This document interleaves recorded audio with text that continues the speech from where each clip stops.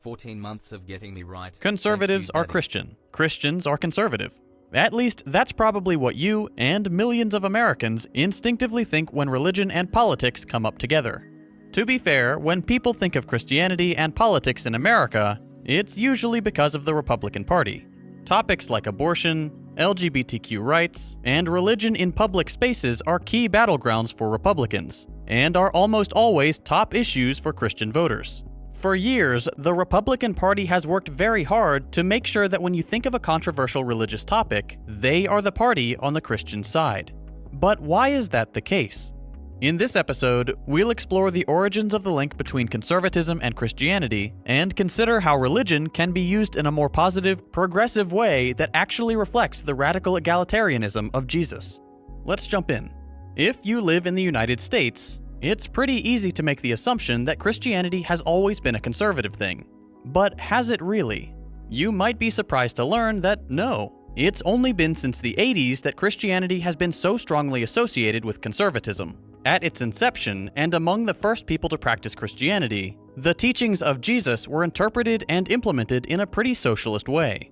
The early church, and Christian founding figures like Basil of Caesarea and John Chrysostom, lived according to what we would now consider socialist principles. The common ownership of property, the community providing for the needy, and criticism of those who hoarded wealth from labor. Several accounts from the time describe Christian social systems as not being founded on ruthless competition, the privatization of the means of production, nor on the veneration of greed that capitalism is characterized by today, but rather on the same values we find in leftist literature. Over time, Christianity spread and diversified, often in more politically varied ways. Still, many groups continued to espouse an egalitarian conception of community and development, with leftist Christian groups existing throughout the world, and eventually appearing in America alongside the more well-known proto-capitalist Calvinists. Calvinists aside, American Christianity often took on a progressive character. Most famously, the early 20th century saw movements like the social gospel bringing progressive religion to the forefront of American life. In 1917, Walter Rauschenbusch, a central figure in the social gospel, published a manuscript for the new religious movement, in which he rips apart capitalist exploitation of labor, their responsibility for imperialism, colonialism, war, political autocracy, and economic oligarchy, all through the lens of Christianity. Christian ethics, Rauschenbusch argued, were completely incompatible with those of capitalism. This, in turn, launched a movement of broad-spanning social justice that came to influence American politics the nation over. His work deeply shaped the American conception of religious morality, in everything from the New Deal to the Civil Rights Movement and the central role played in it by Baptist minister Martin Luther King Jr. Though he appears a little later in this story, MLK represents one of the most clear-cut examples of people whose religiosity worked in tandem with their leftist politics. As we just mentioned, MLK was a Baptist minister. He spent years studying Christian theology, worked in the church, and eventually became a leading figure in Christian society, and in American society more broadly. It was in the church that he couldn't reconcile the deep inequality of a capitalist society, which stranded millions of Americans in poverty, with the morals of the Christian church, catalyzing speeches like this.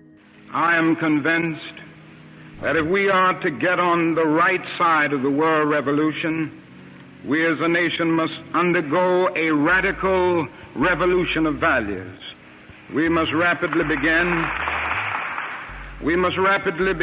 the shift from a thing-oriented society to a person-oriented society, when machines and computers, profit motives and property rights are considered more important than people. The giant triplets of racism, extreme materialism, and militarism are incapable of being conquered. A true revolution of values will soon cause us to question the fairness and justice of many of our past and present policies. On the one hand, we are called to play the Good Samaritan on life's roadside, but that will be only an initial act. One day we must... Oh, what a fucking tanky, dude. Ew. Ew, why is HasanAbi platforming yet another fucking tanky, dude? I learned about this term. Thank you, okay, Hasan. so I'm just gonna say it all the fucking time. Ew. come to see that the whole Jericho road must be transformed so that men and women will not be constantly beaten and robbed as they make their journey on life's highway. True compassion is more than flinging a coin to a beggar. It comes to see that an edifice which produces beggars needs restructuring. So, what happened? When did Christianity suddenly become synonymous with conservatism? Let's go back to the 1920s. For starters, higher criticism, sometimes called historical criticism, began gaining traction in German academic circles. This might seem obscure, but the movement rapidly spread. Higher criticism was centered on questioning the inerrancy and infallibility of the Bible as a singular text. Scholars started asking more profound questions about the Bible, like when was it written, by whom, and how soon after the events that it relates. The answers were not always in line with what Christians had been hearing at church. Essentially, these were the kinds of questions that started creating fissures among Protestants between those who saw the Bible as infallible and rejected any critique or critical observation of its nature, and those who integrated emerging science into their faith. This split manifested all over the Christian world, particularly as Darwin's theory of evolution began being taught in public schools. It all came to a head in what became known as the Scopes monkey trial. In this historic legal case, high school teacher John T. Scopes was accused by the state of Tennessee of teaching the theory of evolution, thereby denying the biblical origins of man in a public school classroom, something which the state had outlawed earlier that year in 1925. This case blew up, attracting attention from media all over the country in what became the battle between fundamentalist Christians, who held on to creationism, and modernist Christians, who integrated scientific progress into their faith.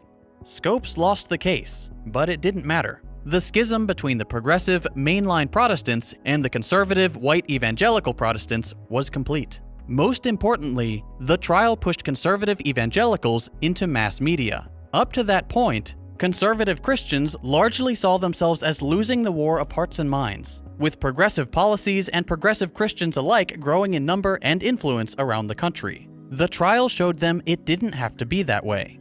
They could increase their influence beyond the physical walls of the church. Enter Amy Semple McPherson and her conservative Christian media. Born in October 1890, McPherson got her first exposure to Christian fame when she publicly questioned the validity of evolution as a high schooler. This public gesture garnered the attention of her native Canada and its burgeoning anti-evolution movement, setting her along a pretty unique path for her time: conservative Christian celebrity. Not long after her first brush with fame, McPherson began evangelizing and eventually moved to Los Angeles. There, among the Hollywood crowd, McPherson tapped into her power as a charismatic speaker and soon after into the growing power of radio. McPherson chained together sermons with magazines, plays, and most importantly, radio shows, garnering massive audiences in Hollywood and around the country. It's hard to overstate the power that McPherson's sermons had on conservative Christianity. Not only did she practically create the concept of televangelism, her fame simultaneously brought about the first American megachurch, bringing in tens of thousands to a new era of Christianity, all the while knotting together conservatism with the more typically progressive faith. This was very apparent in McPherson's sermons, in which she often painted an America under attack by foreign forces, immigration, evolution, and, most terrifying of all, the growing atheistic, godless communist movement taking root domestically and abroad.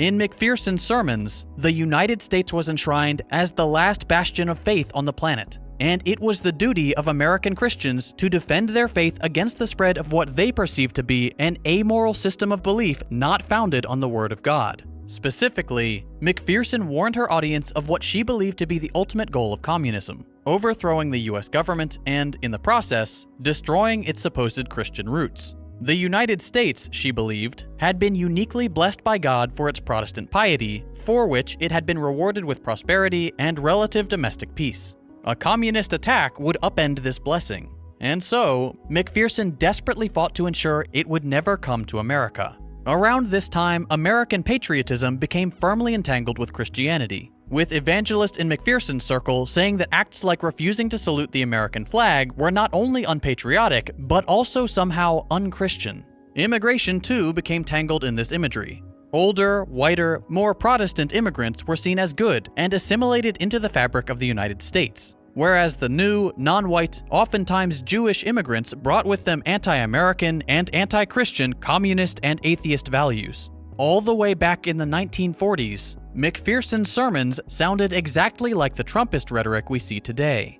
In a speech that crystallized this new era where patriotism, xenophobia, anti-Semitism, conservatism, and Christianity merged, McPherson said, "If they do not like our Constitution, if they do not like the Bible of America, and the fact that this is a Christian nation born and steeped in Christianity, we can escort them to the waters and say, goodbye, go back to your own land. No hard feelings, but we won't have you here." At this point, the story is picked up by several other charismatic Christians. Billy Graham, Oral Roberts, Pat Robertson, and Jerry Falwell are some of the most well-known examples of people who grew up on the McPherson brand of Christianity and used a new medium, television, to carry the message of Christian nationalism even further into the 20th century, cementing the role of televangelism in the American landscape. At this point, and as with many topics in American history, it's impossible to avoid the impact of the Cold War and the Reagan years. In 1979, just 1 year before Reagan was elected, Jerry Falwell... Bro, this is literally his greatest video. I'm not even kidding. This might be Second Thought's best video of all time. It's so well done. It's so well written. It's so fucking good, dude.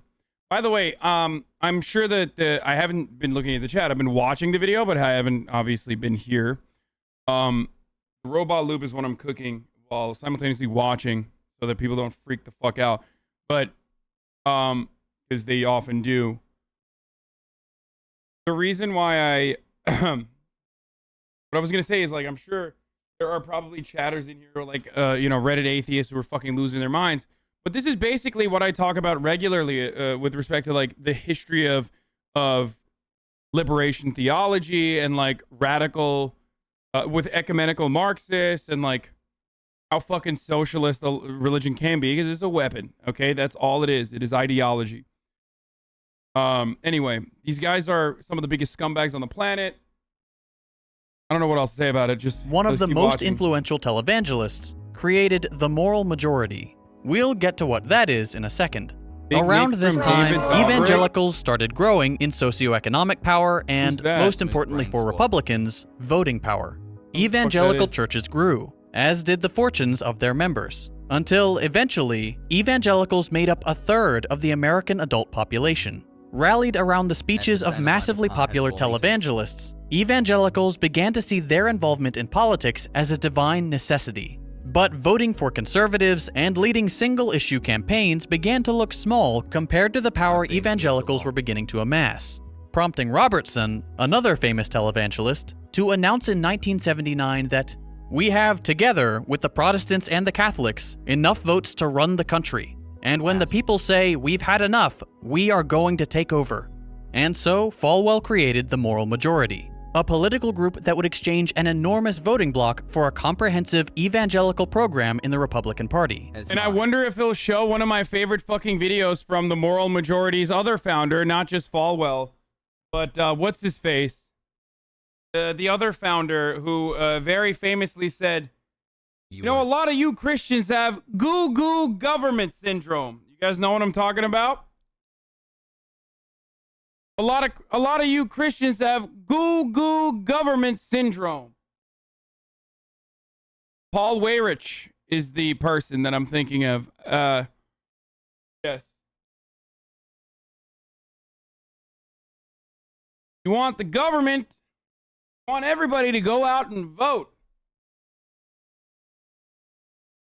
We don't want everyone to go out and vote.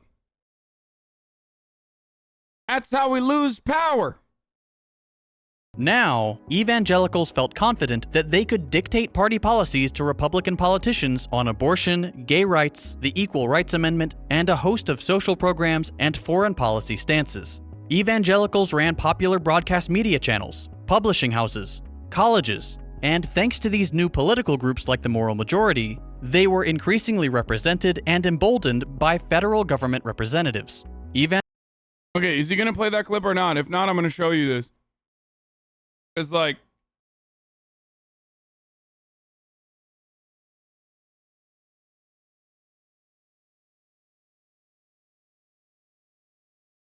here's Paul Weyrich, the founding father of the conservative movement, addressing a similar religious right gathering held in Dallas in the fall of 1980. This was also attended by Ronald Reagan, by the way. Now, many of our Christians have what I call the goo-goo syndrome. Good government. They want everybody to vote. I don't want everybody to vote. Elections are not won by a majority of people. They never have been from the beginning of our country, and they are not. Shut the fuck up to the people who are saying, bro, you show us this video every week. Okay, suck my dick. Okay, one, you are so fortunate that you have been able to find a fucking content creator that routinely educates you on these issues that you have never fucking heard of before. Okay? And then can you imagine literally getting to the point where you're like, well, I just found out about this from this show, and I don't want anyone else to fucking find out about it. Like, what? Shut up. Just shut up. Shut up and appreciate that now you can be a fucking dickhead in the chat and be like, I've literally seen this already. Okay? There are thousands in here who have never seen this. And it's important for them to understand that, like, virtually all of this fucking evangelical Christianity shit was a total fucking ploy, and also shows what the Republican Party's motivations are. A lot of you in the chat have what I like to call the goo goo gaga, I'm a 9-month subscriber syndrome. Okay? Where you come in here for a couple months and you learn a lot of stuff, and then you think like, well, I've already internalized all the lessons here, so no one else can learn for the first time ever. That's right, dude. Fucking chill out. Not now. As a matter of fact, our leverage in the elections, quite candidly, goes up as the voting populace goes down. Jerry Falwell and Ronald Reagan were also at that, and also Weyrich went to co-found the Heritage Foundation alongside Moral Majority, Free Congress Foundation, the ALEC, American Legislative Exchange Council, and continues to host weekly strategy sessions for right-wing leaders. A profoundly important right-wing demon right here, okay? Evangelical leaders were in congressmen's houses, in the mailing lists of tens of thousands of Americans, and were suddenly a sizable lobbying group. They had achieved political relevance like no other group in the United States. Later in 1979, evangelicals turned on their accrued power in full force, backing the candidate that stood alongside them in every key issue, Ronald Reagan. Baby. I won't spend too long on the results since you probably already know about them, but the evangelical-backed Reagan presidency gave rise to privatization, tax cuts for the wealthy, massive increases in military spending, environmental deregulation, pro-segregation politics, the disastrous war on drugs, the horrific response to the AIDS epidemic, and the total halt on progress for LGBTQ rights at the national level. Many today credit the conservative discourse surrounding abortion, homosexuality, and the demonization of people addicted to drugs to these Reagan-era politics and the central influence of early conservative evangelicals. During this same time period, mainline, progressive, and leftist Christians saw They literally destroyed America internally. The greatest terrorists of all Been time. here 10 months and I Like- appreciate the lessons. Keep killing it, King. Osama bin Laden could never imagine having even a fraction of the fucking success that Republicans have had in the death and total destruction of American hegemonic power. It's a slow and very painful crippling towards our inevitable demise, and we are hurting so many people as a consequence of that. But goddamn, dude, we are literally, Republicans are the greatest terrorists, dude. They are so successful. saw declining numbers all over the country. The cumulative effects of the Red Scare, the Cold War, and a community with a less narrowly defined identity, and thus a more loosely held together community, meant that the Christian left became more and more obscured in politics and society as a whole.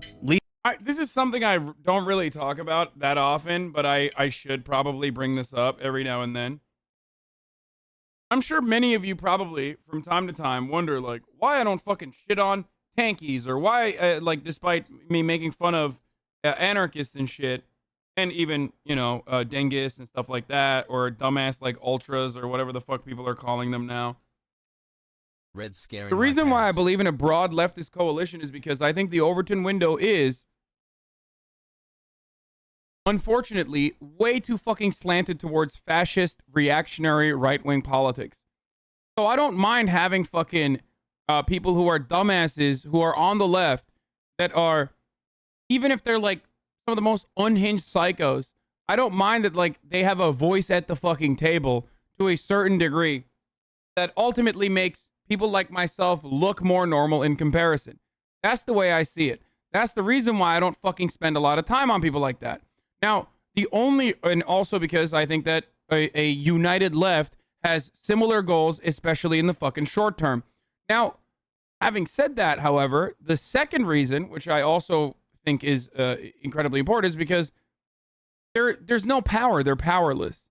Like, if there were fucking, you know, I guess, Stalinists in the American government, like, I mean, it's like a laughable idea. It's like thinking about, like, black separatists and, like, spending time on black supremacist movements and black Israelite movements and, like, criticizing them. Like, why the fuck would I do that? Like, they have nothing. They have no power. Just laugh at them and move on. You understand? Like, it's such an exercise in futility unless you are trying to signal to the right people that, you know, you are, you know, you're shitting on black people too. Come on. Like, there is virtually no reason, unless you're fascinated by black Israelites and black segregationists and shit like that. Unless you find that fascinating and you want to, like, you know, watch it and stuff like that, which is part of the reason why I don't even do that on stream a lot of times, because I don't want to be in black people's business, because I do think that, like, some white people will, you know, take wrong lessons out of that. But, like, the reason why I don't cover shit like that, or the reason why I don't, like, spend a profound amount of time on shit like that, is because they're powerless. They do not constitute a fucking threat. Black separatists do not constitute a threat to like, American organization.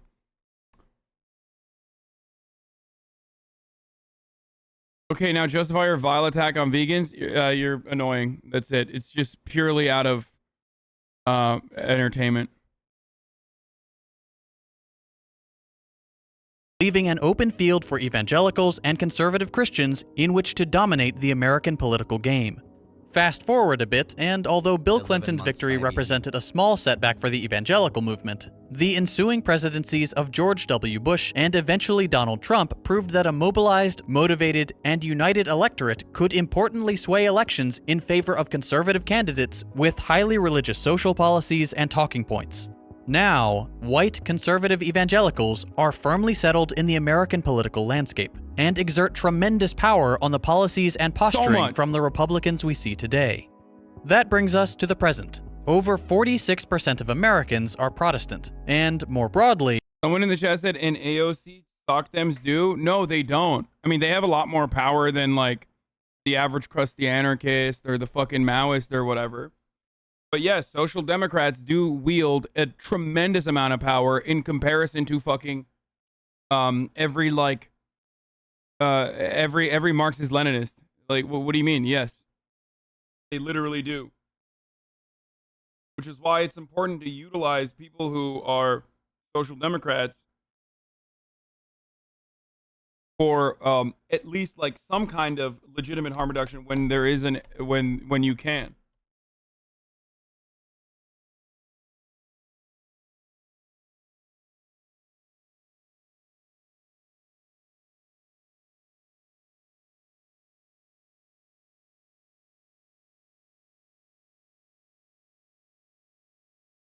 Second thought, associates with Marcus Leninist. He is probably one as well, just not vocal about it. By the way, not saying this is a bad thing. I don't. I mean, I associate with Marcus Leninist. The fuck are you talking about? Like, I've had. I don't want to anarchist them all, but I've had more Marxist Leninist speakers, thinkers, organizers on this broadcast than I have anarchists. So. Some 70% of Americans identify as Christian. Republicans rapidly go after the evangelical vote, a group that today makes up about 1 in 4 Americans, but is overrepresented in elections. accounting for between 30 and 40% of the vote in 2020. In the last 2 presidential elections, a whopping 75 to 80% of that white evangelical vote went to Donald Trump. So, what do things look like on the left? For starters, the Christian left is seeing somewhat of a revival. Christian leftist organizations like Christians for Socialism and the Institute for Christian Socialism have gained popularity in the wake of the Trump presidency as socialism as a whole trends upward. It is also impossible to ignore the Democratic base of Black Christian voters who regularly ensure Democratic victories and stand in stark contrast with the white evangelical vote. On the international stage, political parties on the left frequently embrace a Christian tradition in harmony with leftist or otherwise progressive politics. In many cases, Christian groups have defended progressive legislation here in the States, like in 2014, when the United Church of Christ sued the state of North Carolina to defend same-sex marriage on the grounds of religious freedom.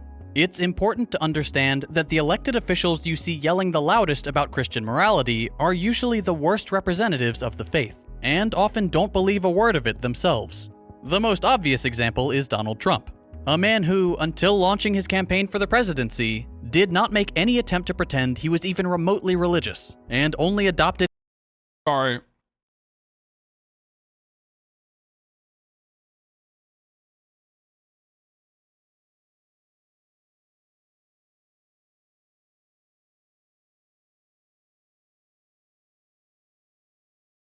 I just saw the dumbest fucking take I've ever seen.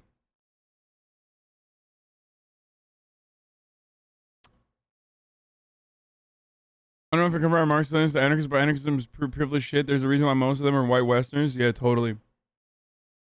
All the white Western anarchists in fucking Bolivia, for example. Like, come on, dude. Like, I mean, I like clowning on anarchists too, but like, come on, dude. Like, that's such an ignorant take, dude. Jesus Christ. Anyway,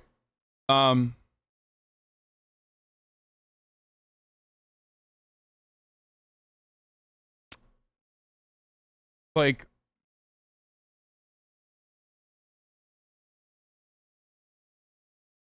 Smile. fuck, that wasn't what I was gonna snipe though. Someone else literally said, wow, fascists wield more power than anarchists, so let's fucking, you know, where is it? Some fucking dumbass in the chat was making it seem like I had ever said that we should be nicer to the fascists or something.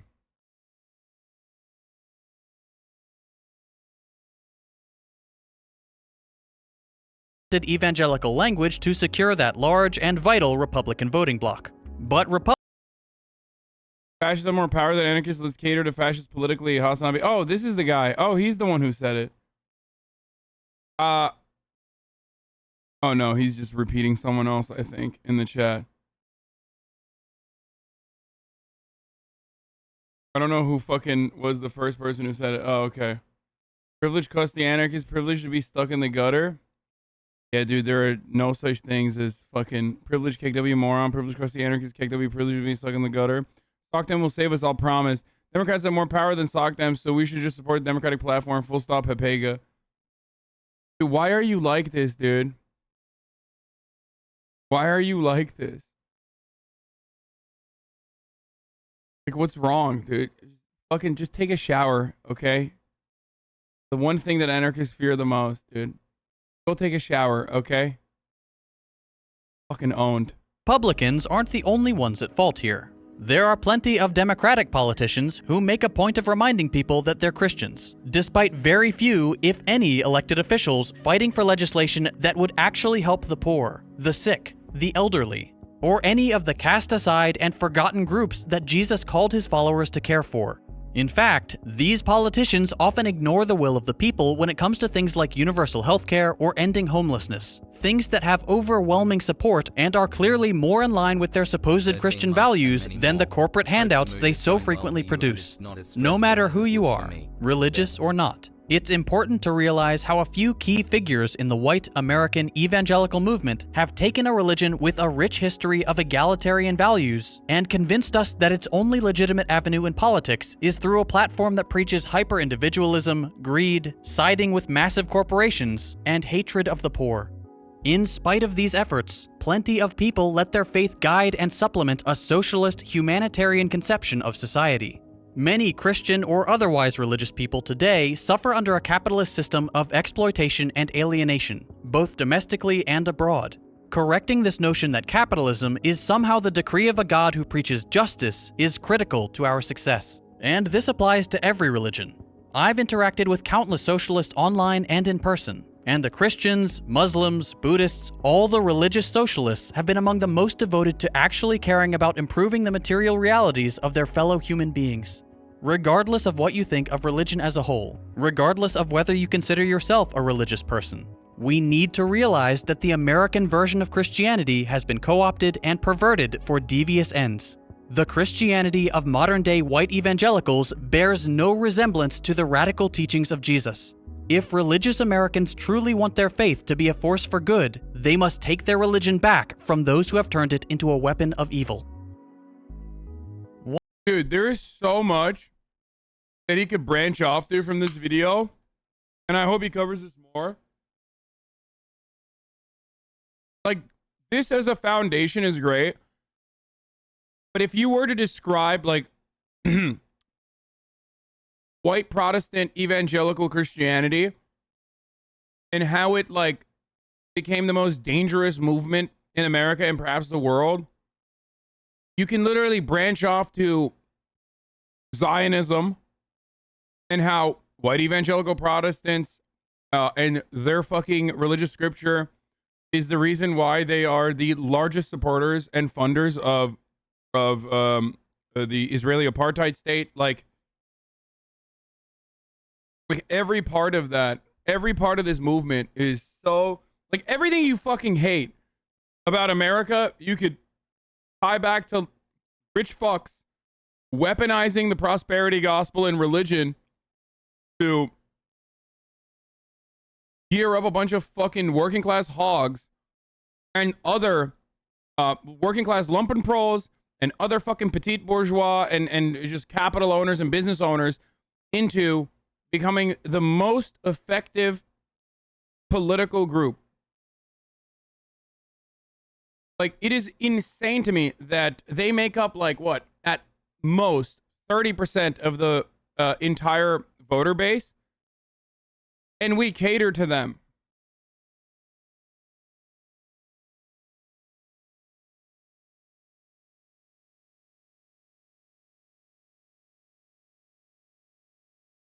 We cater to white evangelical Protestants like no other subgroup. They make up 30% of the voters. Right. And yet, in Texas, for example, we have destroyed Roe v. Wade for them. And perhaps in the entirety of the United States, despite the fact that 75% of the American public believes that Roe v. Wade should remain the law of the land. But because of evangelicals and how fucking psychotic they are and how powerful they are and how much voice, how overwhelmingly powerful their voices are,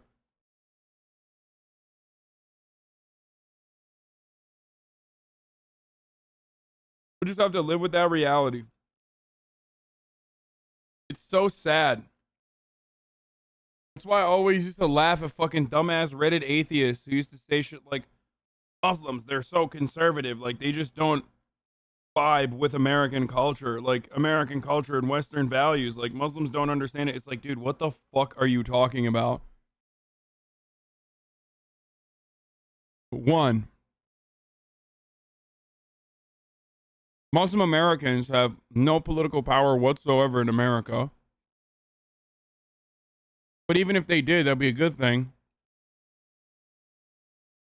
Because they're literally more tolerant than white evangelical Protestant Christians, which have all the political power in America. Connor 6 juice.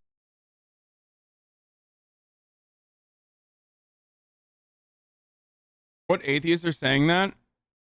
Dude, some of you act like you were not a fucking cringe-ass Reddit atheist like 5 years ago, and it shows. Okay?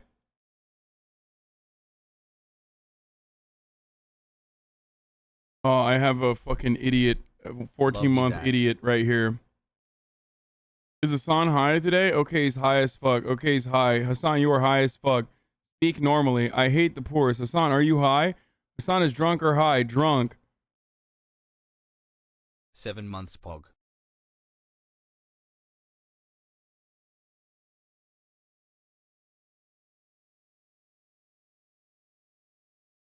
FYI, Hasan called him out on stream about his ban request. He donated $200 for it in case he keeps donating and keeps posting about it. Just log in here. Banned for nearly a year, given another chance. I think they kept watching. Hey, Mach 8, you think you're using your double bans, your 2 unbans at this point? Well, think you're making good use of that?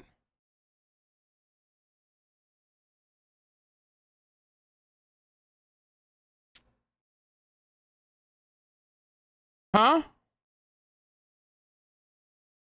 He is 100% drunk right now. He's drunk posting in the chat, thinking that I don't fucking read every comment that any dumbass writes, especially like long-term community subs.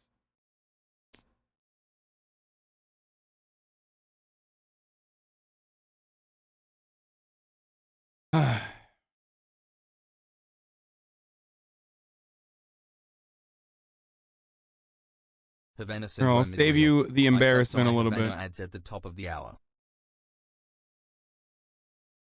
One thing I try to stress in my videos. Okay, that was a really, really good video, man. All right, let's watch. Oh God, please let's watch this video finally once and for all. I've been watching Almost the and I hope that by the end of this, like, you will feel as angry about cruise liners as myself. It is literally the fucking worst. And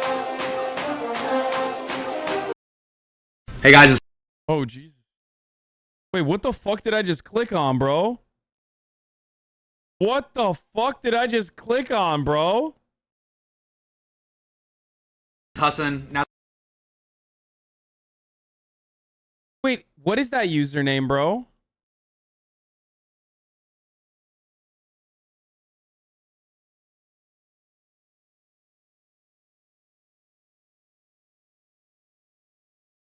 Are you fucking kidding me? Are you fucking kidding me? This motherfucker's literal username? I made a meme about this 2 years ago. I remember, but I thought that that was like your doing. I didn't realize that it was actually his name, was it? Oh my God, do I have like fucking brain rot? Do I...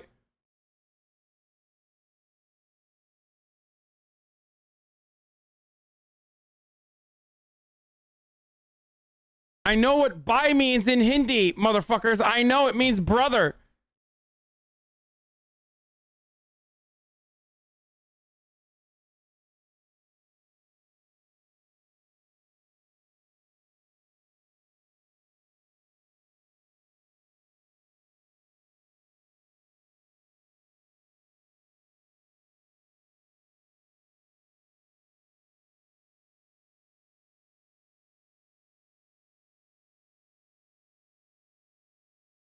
This is fucked up. This is unacceptable, dude. I'm tweeting at him.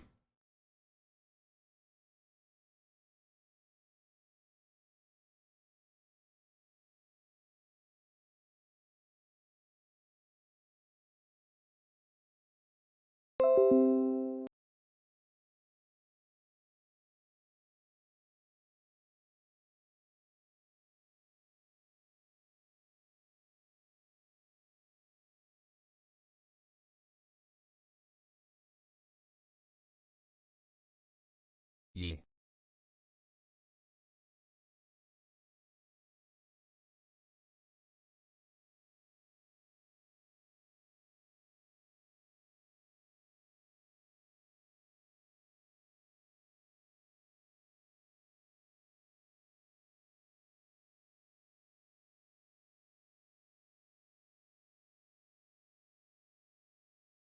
Virgin HasanAbi still lying. TikTok E-Boy Malls, 9/11 Andy, Hosfish.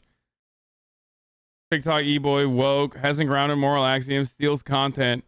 Chad HasanAbi has wife, good drip, good hairline, has Netflix show, pays workers, doesn't mod, millionaire, funny.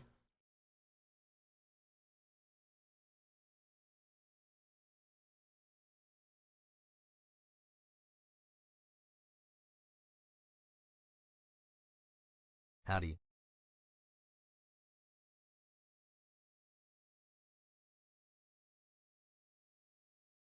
This community is, dude.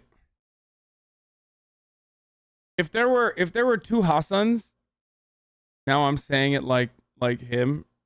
There are two Hassans. This community 100% would only advocate for Hasan Minhaj to come back from China. There, I said it. Like the two Michaels. Check. That's right. I'm bringing it back. The two Michaels are a point of contention once again here on the HasanAbi broadcast. I will never give up on the Michaels. Our Michaels. We need to return our Michaels.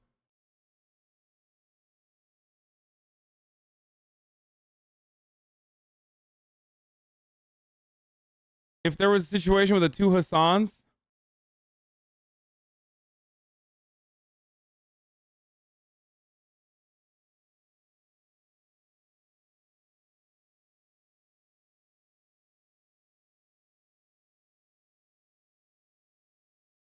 why are you so desperate to start drama with the Minhaj family? Dude, I'll look at a little bit about the German elections, okay? You have to look at the German elections. Germany also has some very interesting parties to look into, especially these smaller parties like Volt or the Marxist-Leninist Party. Isn't the Social Democrats about to, like, actually win? Or they're slated to win or some shit? Isn't that true?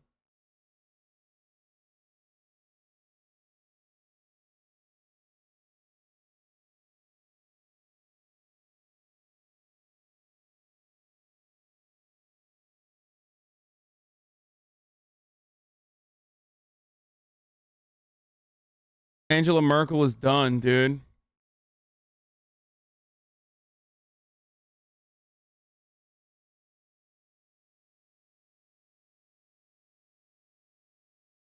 Have you seen this? Pure Italiophobia?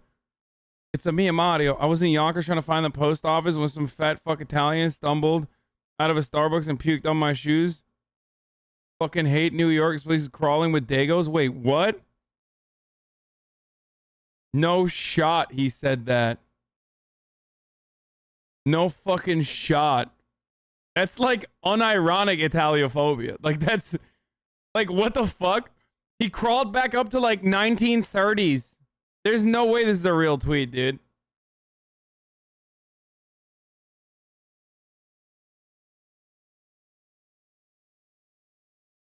That's like the one actual Italiophobia.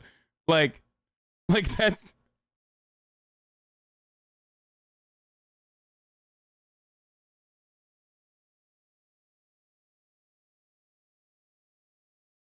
By the way, if you think that the cruise industry is bad, look up the Indian and Turkish ship recycling industry. Workers there die like the flies. What do you mean ship recycling? What the fuck is that? Check the date, 2/29/12. I mean, it's not gonna fucking...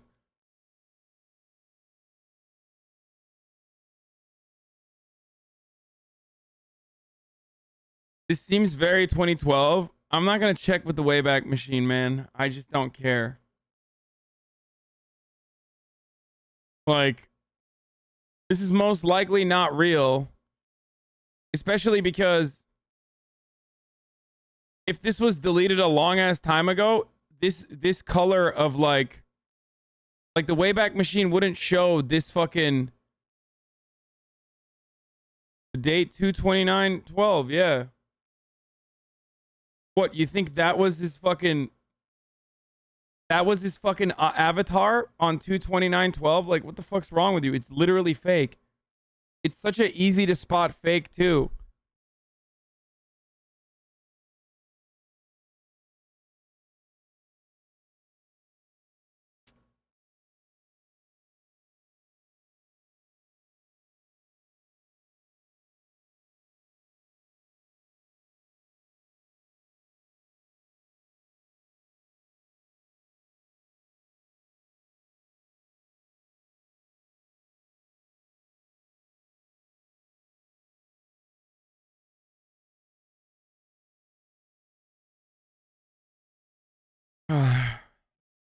Hasan doesn't know.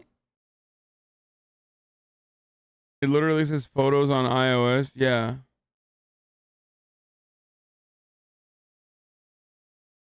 Was 2012 a leap year? I don't know. It doesn't fucking matter. The tweet is fake regardless. Everyone is so stupid. There's like 11 different ways to show that it's fucking fake. He wouldn't be verified in 2012. He wouldn't have a fucking Marvel photo in 2012. What the fuck is photos on iPhone? Why did he tweet it exactly at 6 p.m.? Shut up.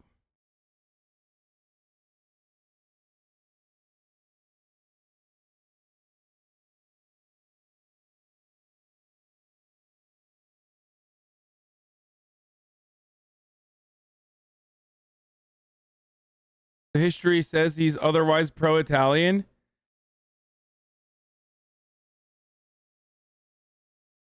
Piccolo, it's been a couple of years, but I remember loving the Italian food. Seems like Santa Monica, California is in need of some great restaurants. Which one am I missing out on? Are there any great ones? What is this, bro? This motherfucker said hi, chat.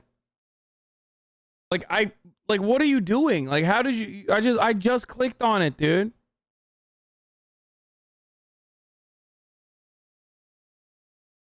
TK likes on that slander tweet. It's not real. I mean, people make memes like that all the time.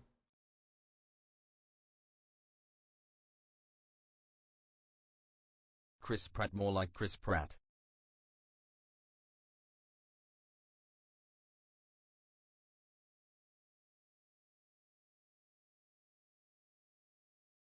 My president is Trump. My president Trump is live, brother.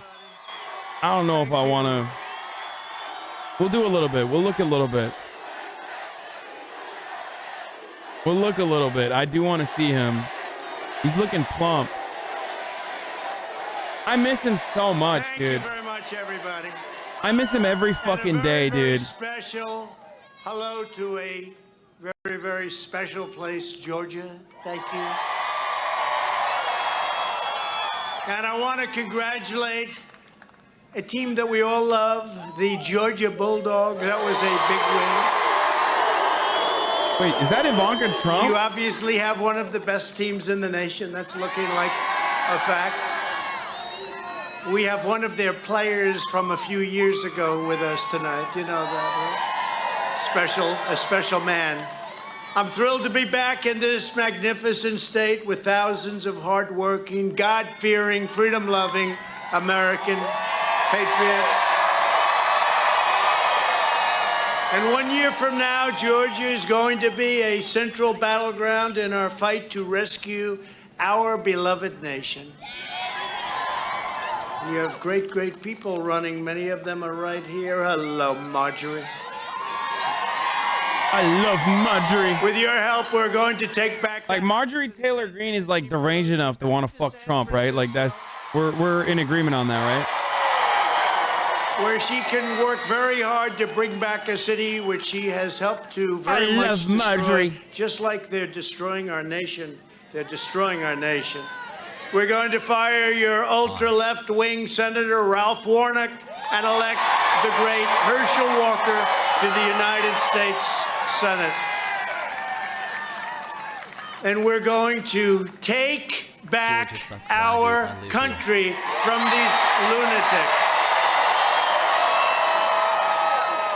In just 8 months, Joe Biden and the radical Democrats are well on their way to turning America into a third world nation. That's what's happening. You see it here as much as anybody. I told you so during the election and during the campaign. Inflation is skyrocketing. Unemployment is rising at a level that nobody can believe. Main streets are being boarded up. Murders are through the roof. You look at what's happening in these Democrat-run cities. Violent gangs are drugged out. Vagrants are taking over our big cities, our once great cities. Best prime purchase ever. Corruption is rampant. The senior ranks of our military have been politicized. Our leaders are issuing unconstitutional executive mandates, and our country is being turned into a migrant camp. It's what we are. Other than that, how are things going?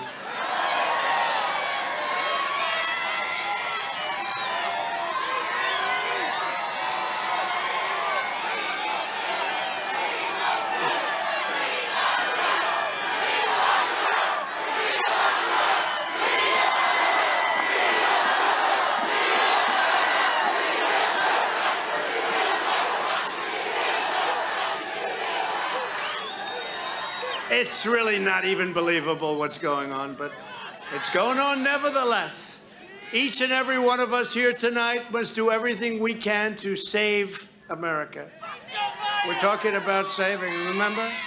We had Make America Great Again. Then I said, oh boy, now we have to do it again because what they've done.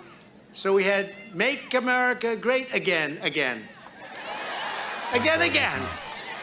We made it great, now we gotta make it great again. That begins with an earth-shattering win in November 2022. And by the way, we never forget 2020, just in case you have any questions. We're not forgetting 2020. Most corrupt election in the history of our country. Most corrupt election in the history of most countries. To be followed by an even more glorious victory in November of 2024.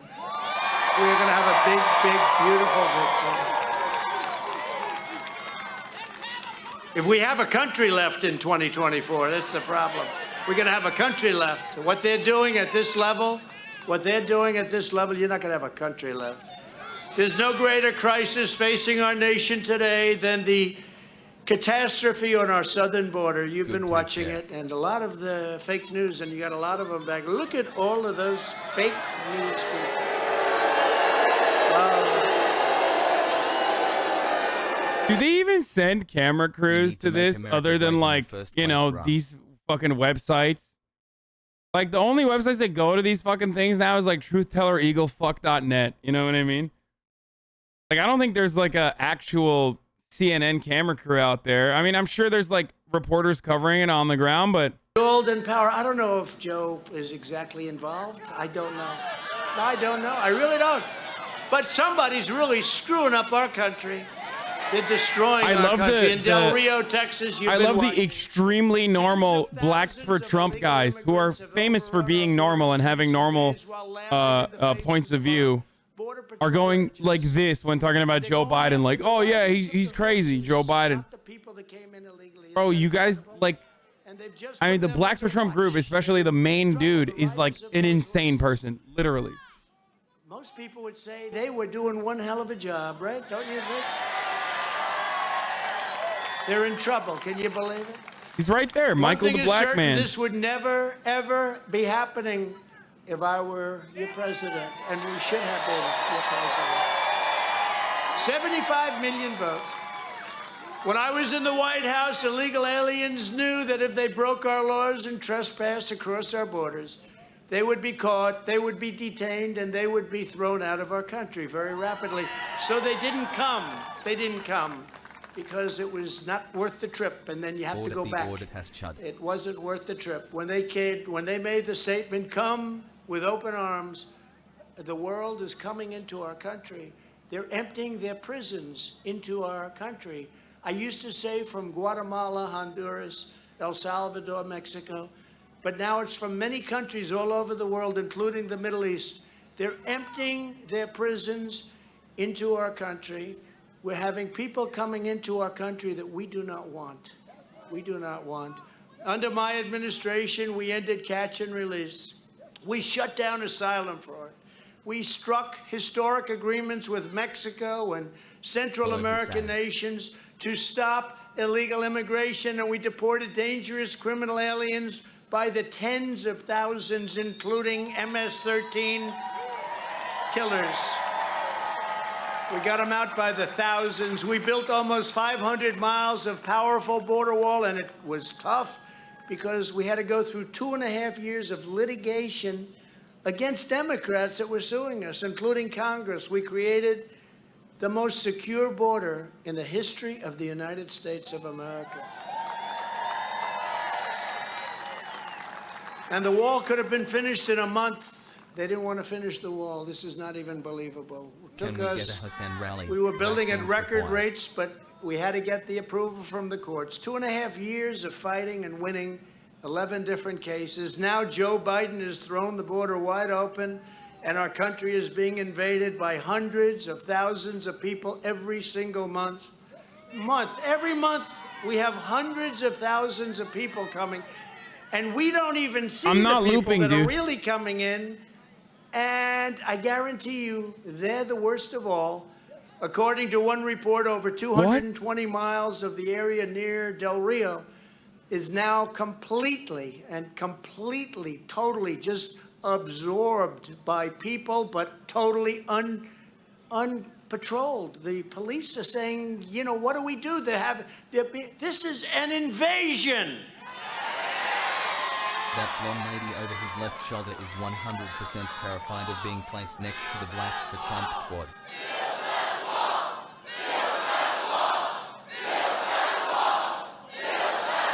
At HasanAbi checked an Asian Wasn't there person in literally a MAGA wall hat on there, the but left. then it like got blown up by a hurricane? They're all suing now. They're going to make more money.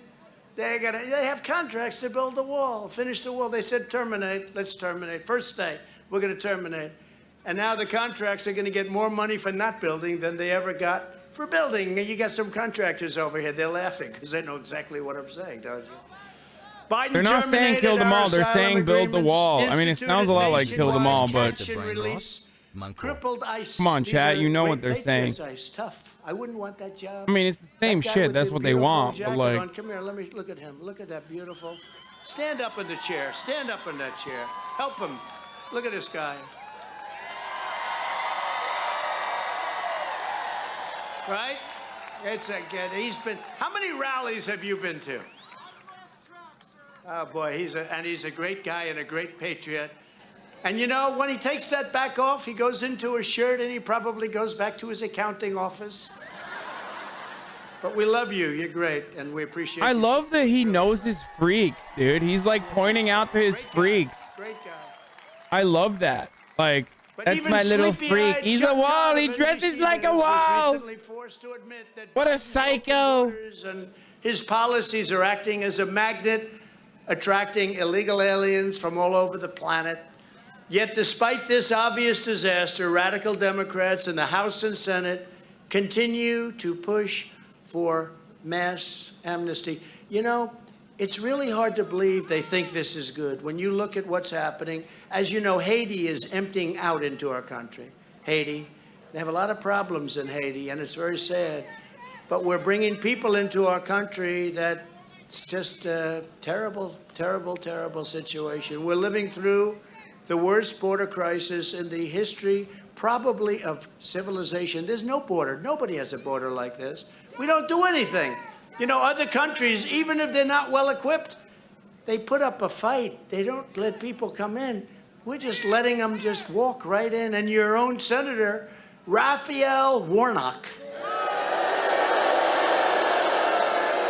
has not uttered a single solitary word of criticism because he's a Marxist controlled by the radical left Democrats who don't believe in borders and they don't believe in a nation, and they don't believe in our nation. I don't believe they believe in our nation. Next year, Warnock and every single one of these far-left lunatics must be routinely and resoundingly and decisively defeated. They have to be defeated.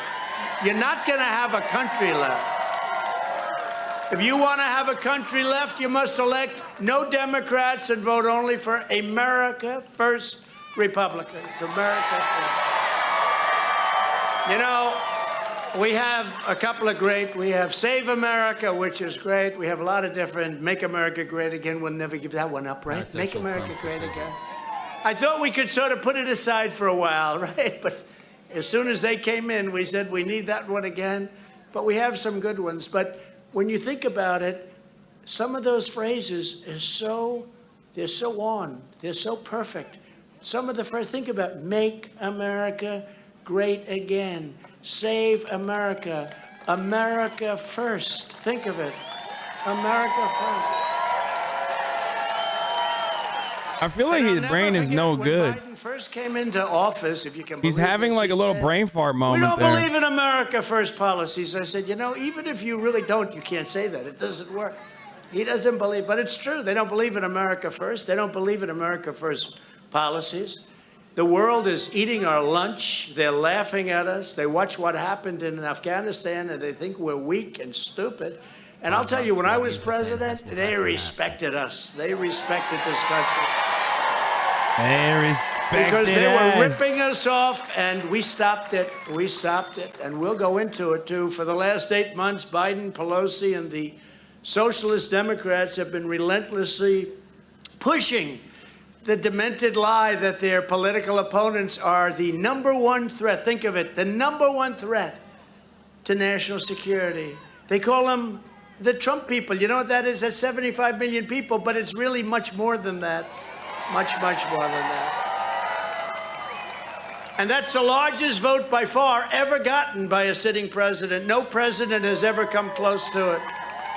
And most presidents go down in the second term. Even if they win, they go down. Obama went down, way down.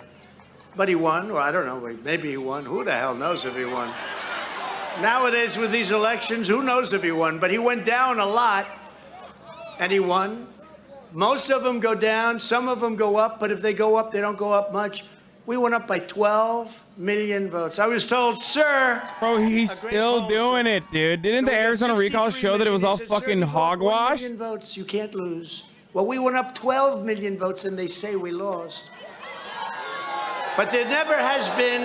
Damn, get new fucking content, You know, there dude. never has been a concession. I guess they're all fucking demented hogs, so they don't give a shit. Oh my god, look at the Asian dude back there. I guess they're all demented hogs, though, so like, it's like your grandma and grandpa watching like the old hits. You know what I mean? Stacey Abrams says, like they're going to Vegas to see like a dying fucking musician play his like best hits again. You know what I mean? Okay, no problem. Oh, she's not going to concede. She's not going to concede. Of course, having her, I think, might be better than having your existing. No content ass, dude. Might very well be better. But when she says that, no problem. When crooked Hillary Clinton says, don't ever concede, but she conceded. Of course, I got her at 3 o'clock in the morning. There was something going on there. But she conceded. What? She probably regrets it, but I never conceded because I saw what was happening, and I can't do it. Wait. How did he turn that into a virtue? He used to lie about how Hillary never conceded either, and that's why I'm not conceding. Now he's like, Hillary conceded because she was a pussy. I didn't concede because I'm stubborn and also proud. Race from the basement. And I won. Somebody ran a good race. We don't know who the hell it was. It was somebody ran a good race, but the fact is that we ran a great race. A major media group came and they interviewed me 2 weeks ago. They go, sir, what was the difference between 2016 and 2020? They meant that like as a negative question. I said, well, let me tell you the difference. We did much better in 2020 than we did in 2016. We did much better. We did much better. The rallies were bigger. There were more enthusiastic. We did much better. Dude, last night we were just watching Trump debates. Like with the homies, you know, because that's what you do when you get together with the guys. You just like throw on Donald Trump 2016 debates, 2015 debates. Like, and I mean, he was just fucking destroying fools, dude. It was crazy. Yeah, we were watching like him fucking rip into Jeb Bush. He really did fall off, like, but just wait, dude. Wait until he's on a debate stage with like Liz Cheney and shit, you know what I mean? He will 100% win again if that's the case. They love him, dude. He controls the party. And probably in the history of politics in the world, there's never been a movement like this. I said, are you going to write that? He said, look at that. There's no other American president that can fill up crowds like this right now. No other former American president can fill up crowds like this exclusively to just like speak like this. I don't think Obama would be able to bring a crowd like this together during fucking COVID too. I said we did better in 2020. Joe Biden is not merely a threat to our national security. He's actively demolishing it before our very eyes. Biden triggered millions of illegal aliens to rush our borders in the middle of a global pandemic. In the middle of the pandemic. Trump is a televangelist without the religion part. I mean, his religion is like American hogism. Where's that mandate? Why aren't they imposing a mandate? I mean, they impose a mandate on everybody, but not the people coming in. In Afghanistan, he humiliated our nation with the most appalling display of incompetence by an American president in history.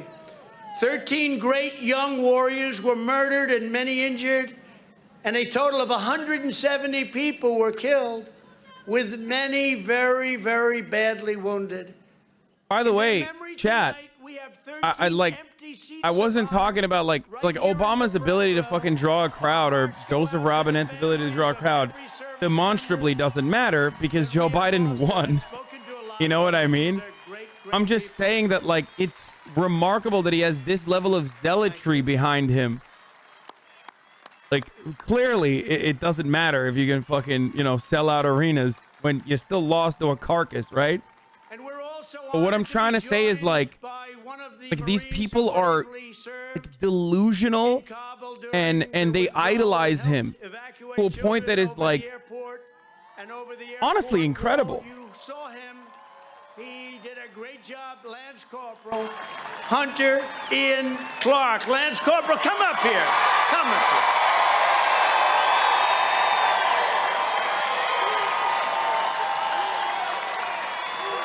Come up, handsome guy.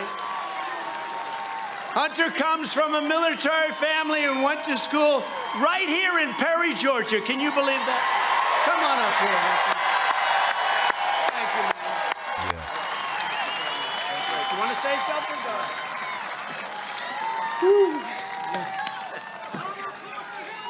Hey, my name's Lance Corporal Hunter Clark. I'm here from Warner Robins, Georgia. Bro, why does this dude look inbred as fuck? Pulled the baby over the wall, and it's definitely probably one of the greatest things I've ever done in my entire life.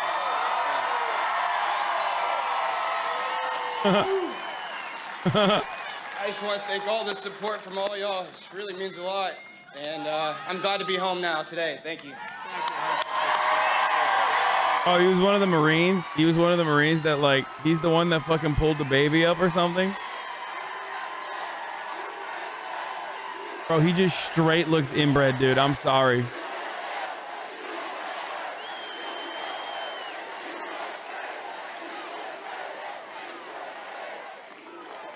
Thank you, Hunter, very much. I appreciate it. Thank you very much. Thank you. He literally got up there and he was like, Georgia did a good job. he's like, I'm having heartburn right now. Haven't stopped eating pork since I've been back. Perry, Georgia. Biden surrendered our forts and air base in Bagram. You know, we were going to keep the air base because it's right next to China. And their military institutions and their installations, and they have a lot of things surrounding it. And we had this big, beautiful air base that cost billions of dollars to build. And we were gone. We didn't even turn out the lights. And one day we were gone. And you know who's looking at it now? Literally his evacuation plan. Like his evacuation plan. We were never leaving that. We had like unironically his evacuation plan. Unironically his own negotiation, his own deal. Literally shitting on his own deal right now. Doesn't matter. I said you can't do it. He got the best of both worlds, baby. You've ever been hit. You can't do it. Like 7. And he understood that, and he left us alone. And we would have never moved our military out first. We would have never, they would have gone last. First Americans, then our people that deserve to come out, of which, by the way, the people that came out are not the ones that they were talking about. That was just like a mad rush. But Abdul understood that he was not going to do anything to us, and we would have taken our soldiers out last. We would have bombed our 5 bases, and we were going to occupy Bagram for a long time to come. And it would have been so good, but this guy, they just took the military out first. That's like the captain of the ship, much more severe, by the way. If a captain of a ship goes, you say, all right, he didn't have guts, but it's not going to affect it too much. They took the military out first. And that's why you have those 13 empty seats right there. That's why, because they took the military out first, and they created a void. And the Taliban said, what's going on? I can just see Abdul. He gets a call or a message. It said, Joe Biden hit the military has left. Stealing the presidency. He said, you're nuts, in their language. There's no way. Sir, the military has left. They've abandoned, they've surrendered, they've quit, whatever the hell he said. And I guarantee he said there's no way that happened. Nobody could be that stupid. They're smart. You know, they're good fighters. The Taliban, the Afghans generally are very good fighters, very good, among the best, actually. And they said, no, he did. And they sent a group in, and they said, you know what? The military's not there anymore. That's why we had to bring people in that weren't even familiar with all of it. They brought those 13 great people, and many that are wounded, very seriously wounded. They brought them in, among others. They moved. This Millie is an idiot. I got to know him. He's an idiot. Okay? They moved the military out first. Let's get the military out, and then after that, we'll negotiate for hostages, okay? And let's leave them $85 billion in America's finest weapons and latest equipment. And he abandoned hundreds of American citizens in enemy-occupied territory, and the press is trying to play the whole situation down like it never took place because they are among the most corrupt people in this country. You don't even see it anymore about Afghanistan. They don't talk about it. They don't talk about it, but I will. The Democrats are after me with prosecutors and everything else they can think of, like they want to make sure that I just be quiet. But you know what? They want to silence me just like they've silenced so many others. It's one of the reasons we don't get the support we should from a lot of very good Republicans, but they're not as brave as they have to be. And others are in agreement with us, but they're afraid. The people we're dealing with are evil and angry and destroying our country. They're destroying our country. And they want to go after me because I have, they think, a big mouth. I don't have a big mouth. You know what I have? I have a mouth that tells the truth. I have a mouth that wants to save. Okay, this is new. What is that? What does that even? They say I have a big mouth. I have a mouth that tells the truth. Now Biden is bringing into the United States tens of thousands of unvetted, unscreened Afghan nationals who never worked with the Americans. Someone said the barbs are at the bottom. All the barbs, dude. The new barbs. 13, 14 years old. Oh my God, look at how many barbers are out there in the fucking support group. Are they doing that? With the child bride. A lot of those people that rushed the planes are not the people that worked with us. They're people that wanted to get out. You're going to see some bad things happen over the coming years. It's a disgrace. That's right. I fucking in just the last few days, one Afghan national arriving in our country has been charged with sexually assaulting a child, another with strangling and beating his wife, and in New Mexico, a great, great place, by the way. Oh my God, a group of male what a piece Afghan of shit. Evacuees reportedly ganged up on a female American service member. Oh and my God. Assaulted her. Oh my Ask God! Germany. I fucking said it. I spoke too soon. They're not too happy. Oh my God, dude! He's bringing back. He's bringing back Islamophobia in a big way, dude. Nice liberal big way, fucking way, dude. Too well. Biden terminated our very hard fought for travel ban. You remember the travel ban? Like, we don't want people coming from countries that want to destroy us. Okay, you know, it's pretty simple. On terrorist-occupied countries that we went through the entire system to defend and won in the Supreme Court of the United States. This travel ban went on for 2 years of litigation, and I ended up winning in the Supreme Court. Bro, how are you gonna fucking agitate against the Afghan immigrants that are like people that want to people that are fucking coming to the United States and they were working side by side with the American forces, dude? People. Jesus People that Christ. don't love our country. We don't want you in the United States. That's the travel ban. And Biden is drastically increasing the number of so-called refugees who would be resettled in America and all over American communities all over next year. He's expanding that number. But the travel ban was so strong, it was so good. When a country was angry at us, when they were bad, when they had people that wanted to blow our streets up and our stores up and set stores on fire and set our cities burning, we had a travel ban. We said, no, thank you. You can keep them. We're not letting them in. he is now officially ended the travel ban. It's a disgrace. There's like fucking 10 Afghan refugees in the country, and this motherfucker still wants people to go out and murder them. Like, what a psycho. Biden did not even say the word China in his UN speech because he's too compromised to take them on. And he only briefly mentioned Afghanistan because his withdrawal has been such a disaster for him and our country, and by the way, for his poll numbers, which have tanked. Piece of shit. In short, after just 8 months, Joe Biden is already the biggest failure ever to occupy the Oval Office. And I can think of a couple of people. I'll tell you what, Jimmy Carter is extremely happy right now. So is another president, but I won't mention his name because there might be about 3 people here that thought he was okay. This is what happens when you have a dishonest election. This is all about a rigged election. None of these disasters ever should have been allowed to happen. Last week it was painstakingly revealed by Durham. You know Durham, the Durham report. We've been waiting. Thank you, Durham. What the fuck, Durham? Thank you. Mr. Durham, we've been waiting, but he came out with a big one, and perhaps they're going to come out with a lot more, because this should be just Durham operations, dude. The Durham investigators that the Russia hoax was indeed a total scam. The number one crusty anarchist of all Clinton time. And the Democrats. How would you like to have her as your wife? Our very own anarchist, crusty anarchist, got pushed away because I stopped watching his videos, and now he's a Trump fan.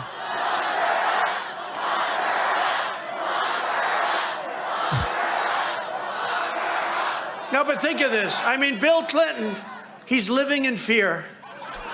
He's living in fear. No, think about an evil mind like that.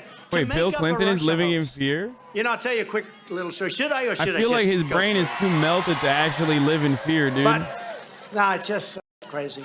I kept hearing the word like Russia because during my campaign, before you heard about the so-called Russia hoax, people would come up with me and they'd say, "Sir," my campaign people, "Sir, do you ever hear anything about Russia?" And I said, "No, not really. I mean, Russia is Russia, right? They're ripping us off just like every other country in the world." Now, by the way, they're really ripping us because of what they've done with energy. They're making a fortune because of mine. I ended the pipeline, and he approved it, but he knocked out the Keystone, didn't he, huh?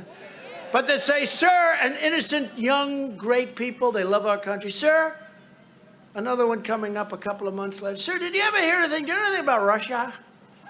"No." Then a third one comes up a month later, "Sir, do you have anything to do with Russia?" "No." After about 4 or 5 times, you know the way it is, I said, "What the hell is going on with Russia?" And that's what's going on with Russia. They made up a hoax, and we had to live with it for 3 years. What kind of a sick, perverted mind does that? And it was the lawyer and Hillary Clinton and the Democrats, they made it up. It was a hoax. And now they're doing it again with the January 6th. Okay, they're doing it again. They're doing it again.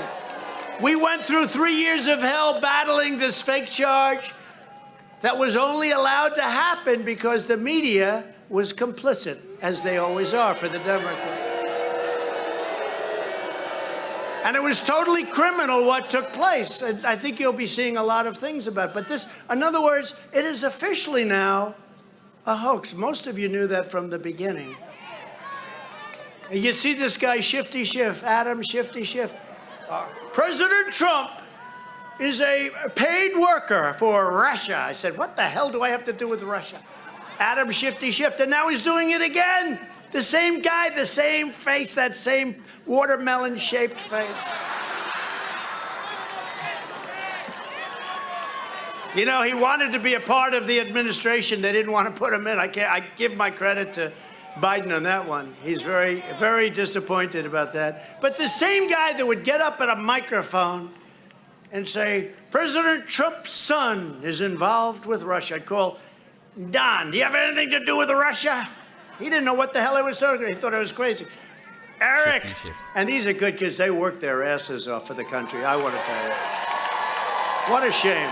For 3 years we went through it. And now it's revealed. Why do I have that it nothing was to a total say hoax. now? We knew it anyway, but now it's official. They said it's criminal. And it was paid for by the Democrats and paid for by Hillary Clinton and some. Bro, this is literally the worst chat. I found the worst chatter. Following this A21, of course. Trump's live betting odds from underdog to 200 plus to now favorite minus 275, not looking good. Comes in here and asks for fucking money for groceries. You're kidding, right? No offense, but those cops do more in 1 hour than you've done it in your entire life. So many stupid libs in here, lol. Just like shitty libs and shitty Jews and shitty black people. That's what he said. Okay, and now you're saying, yeah, just like shitty libs. Yeah, quiet now, Hasan, you stupid libs. Stay quiet. Why you got nothing to say now? And then he fucking spammed himself into a timeout. My lord, dude. No, not a new pet, dude. Come on, we don't fucking care about. I mean, racism and anti-Semitism, like, that's not happening. You know what I mean? That's a wrap for this guy.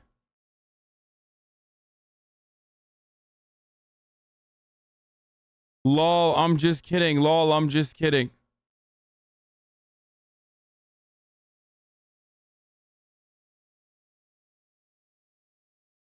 I'm new here. Can you explain your political to get a better understanding? Oh my God, the worst fucking type of spammer too. I was just doing pretend racism, dude. What a nice guy. Now he can't even subscribe and avoid the top of the hour ad break. You know what I'm saying? Whereas those who can subscribe will avoid the top of the hour ad break that's coming right now if they want an ad-free broadcasting experience, that is. State. That's right. Rathensberger. You don't want to subscribe, which Prime is free though. But if you don't want to subscribe, you can also use an ad blocker or VPN. Here's the 1 minute ad break now, boys. That's right. And sometimes, yes, I'm going to look at nothing ever happens. Rathensberger. Thank you, Estragal, for the 5 gifted subs. Your terrible lieutenant governor who's no longer running because he knew that he wasn't doing a job he was going to lose. And your rhino governor, Brian Kemp, who's been a complete disaster on election integrity. I love that Brian Kemp is a rhino. And I'm not looking to say that. I'm not looking to say that. He's been a complete and total disaster on election integrity. If you go in with a complaint about election integrity, you get investigated instead of investigating a crooked election. It's the craziest. What? And you know, and some of you know this story, I was called by a very good friend of mine who happens to be here tonight. Sir, could you please endorse? I think we're 148-2 with endorsements. They like my endorsement. It's never happened before. Sir, could you please endorse Brian Kemp? I said, who the hell is Brian Kemp? This is at the beginning. There were 4 or 5, I think it's 5, but there were 5 guys, 5 people running, 5 men were running. And he was in last place, doing poorly. And I made the mistake. I listened to this gentleman, who's a great guy, actually. And I said, do people know that Pokemon is coming on your IRL stream for Tuesday, or was that a secret? Motherfucker, I don't even know what's going on. Apparently, you do?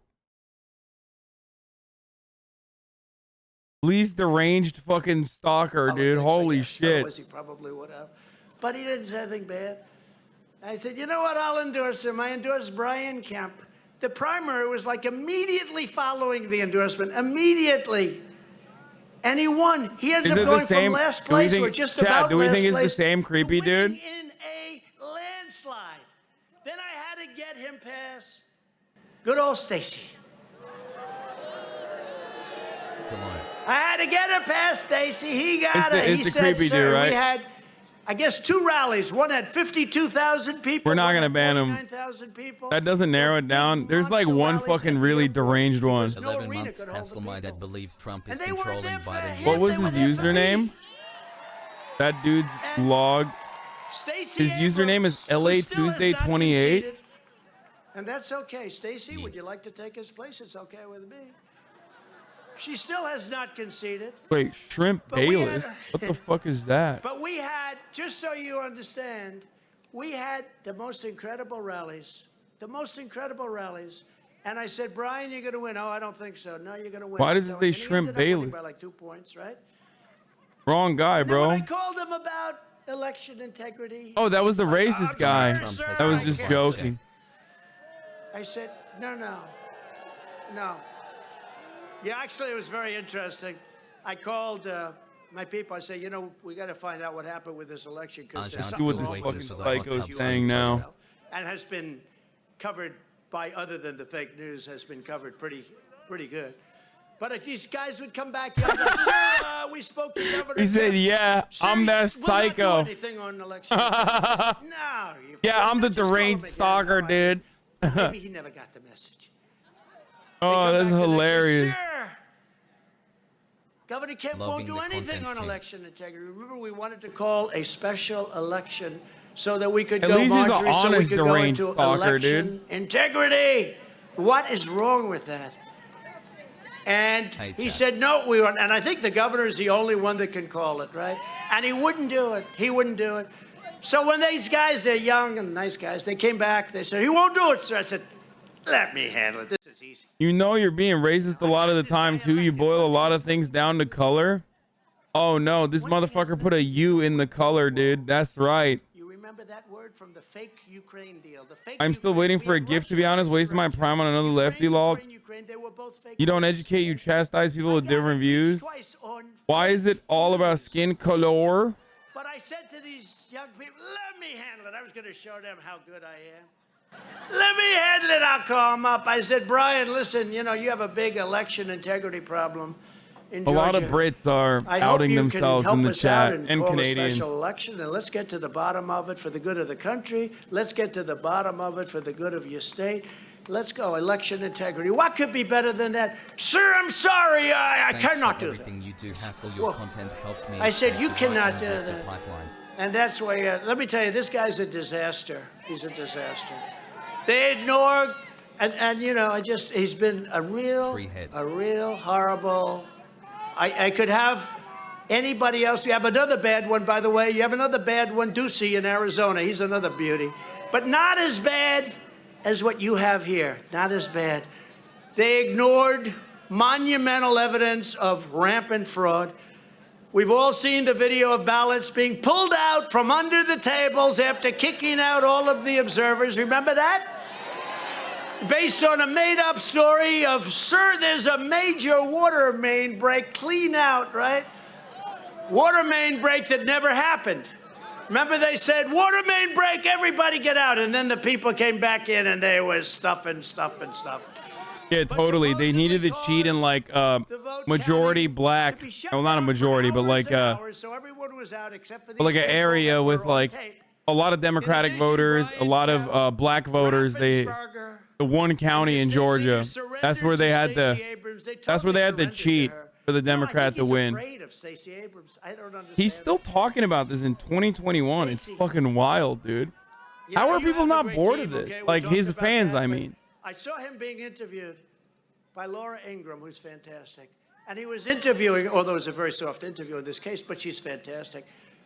And I don't say he's a man of large stature. I'm being very nice, okay? And he said, I love you, Hasan, football. and chat Hassel, And she Hassel. said, what position do you play? I'm an offensive tackle in high school. Now, even in high school, he was not an offensive tackle, okay? And somehow I remembered that. I don't know why. Herschel saying, what the hell was that all about, sir? Thank you for this stream. I had no idea that Trump was doing a rally. His streams are delisted on YouTube. I love Trump and think that he will win next election because of inflation. I was wondering if you could explain what's wrong with being racist. I'll tell you, a couple of people do when they're legislators and they're here right now, but they didn't want to do anything about it, and the agreement. The only thing was that's wrong never with being racist approved by the state legislature anyway. It wasn't even approved. is Just that recently many it more was racists are reported. not dying of Your COVID state. This than isn't the current amount. Arizona now. This is the great state of Georgia. It was reported that 43,000 In a video game. absentee ballot votes were counted. in DeKalb County that violated the chain of custody rules, okay? Now, you have to remember that Georgia was decided Motherfucker by said, only... what's wrong with racism, bro? I don't know, man. Just look to the history. in the election. But we have many, many more votes than we needed to win the election. I recently sent the Georgia Secretary of State a letter outlining the glaring issue, and I've never gotten a response. I hear somebody said, they're looking at me for questioning the election. That'll be an interesting one. Let's go after Trump because he's questioning the election. You know what? If I won or lost, all I want is a fair election. That's all you want. But I have no doubt that we won, and we won big. There are, listen to these numbers. These are Georgia numbers, and these come from the state, they told me. I said, are you sure these numbers are right? They said they're right, so let me apologize if they're not. But they are right. There are 10,300 individuals in Georgia who moved Hachumar 2020 just won a fair election. Election to a different county in Georgia, but failed to re-register and vote in their current county of residence. That means their votes don't count. Dude, why? It's like the normal speed, man. Shut up. Individuals yes, who voted, shut up. but I ignored you. Take an hour off. On the Georgia registered voter list. Oh, that's a little bit of a problem. There are 18,325 individuals in Georgia who voted, whose addresses are recorded on the U.S. Postal Service as vacant. They're vacant. It's vacant. During the hand recount, falsified tally sheets were discovered showing unanimous votes and votes counted exclusively for...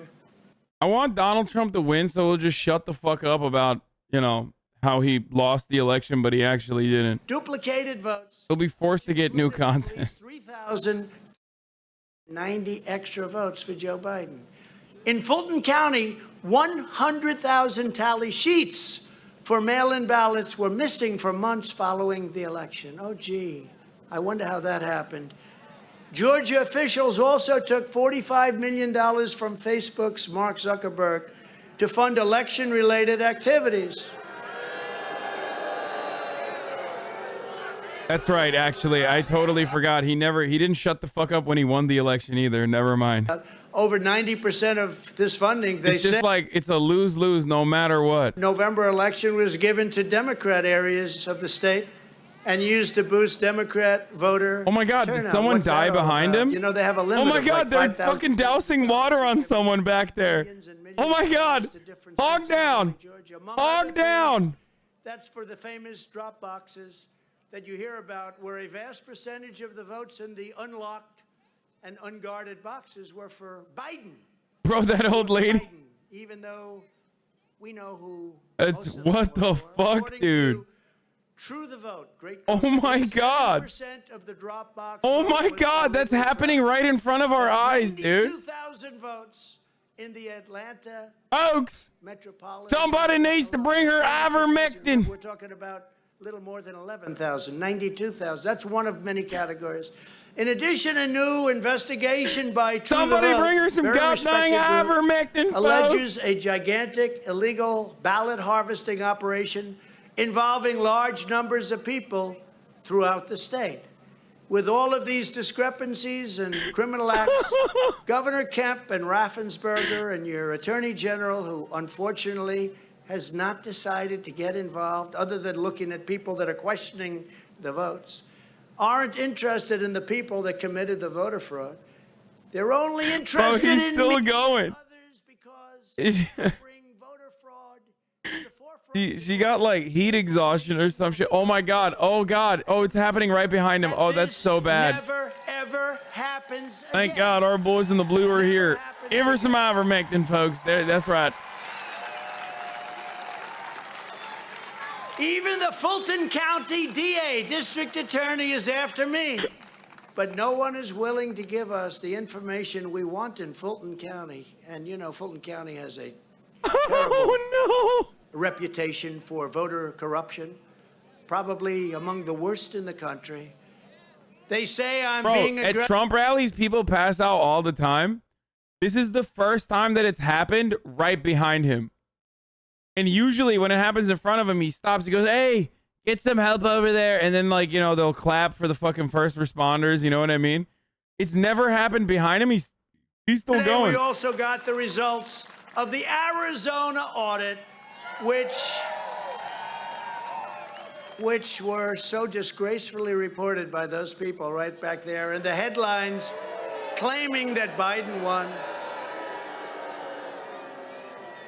That Biden won are fake news and a very big lie. You know, they like to, you ever notice when they write about that? Imagine dying and the last thing you hear is Trump rambling about election fraud. First of all, that's the best death a hog could ever wish for. Are you kidding me? It's just total misinformation.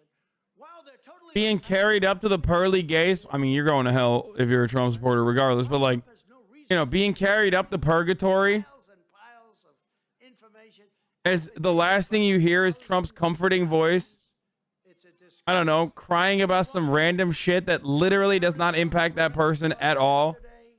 Like, Folks, Greg Gutfeld has been very mean to me. Fox News is no longer as good, believe me. Smile. They're the lying Fox News. They're clever like a fox, I say. as you're like gargling fucking blood as you pass out. Your fucking lungs collapse. There's no way that they can pump oxygen to your body anymore. And that's what Trump is saying in the background. And likewise, CNBC, and likewise, he's talking about the ratings. As he's talking about ratings. And by the way, Greg Gutfeld is #1 in the evening now, and he's on cable. And he's great. But he's #1. He's beaten because people, they're not funny. These people aren't funny. Frankly, I think they're sick. There's nothing funny about it. But you have a cable person beating all these guys with all that money. I hope Fox is going to pay Greg what they're making. Add it up together. That's what I did on The Apprentice.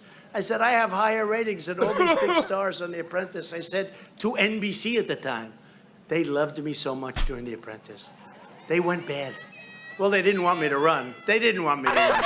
They said, please, another 3 years, another 5, we'll do whatever. They did not want me to run. They said, you won't win. Why would you give up a primetime show that's doing so well? And then I did it, and look what happened. My life was so simple. My life was so simple, I should have just, but you know what? What we've done is so important. What we've exposed is so important. What we're doing and what we're going to do is going to be the most important of all. Okay? Go play the lottery? Dude, my only skill is predicting hog talking points. Even though I just predicted a Greg Gutfeld mention, but he positively covered Greg. But they had headlines that Biden wins in Arizona when they know it's not true. He didn't win in Arizona. He lost in Arizona based on the forensic audit. And some people say, and I understand this, and I have great, great friends that really want what's best for us. They say, sir, you're leading in every poll by numbers like nobody's ever seen before. Think to the future, not to the past. And I say, if we don't think about the past, you'll never win again in the future because it's all rigged. It's all rigged. I understand what they're saying, but it's all rigged. That's right, brother. And it's a massive disinformation campaign by the corrupt and very fake media. It's a disinformation. So here's what they say. Here's what they say. You ready? This is from the report. How do we look up there? Okay, they're not bad. Let's see. Oh.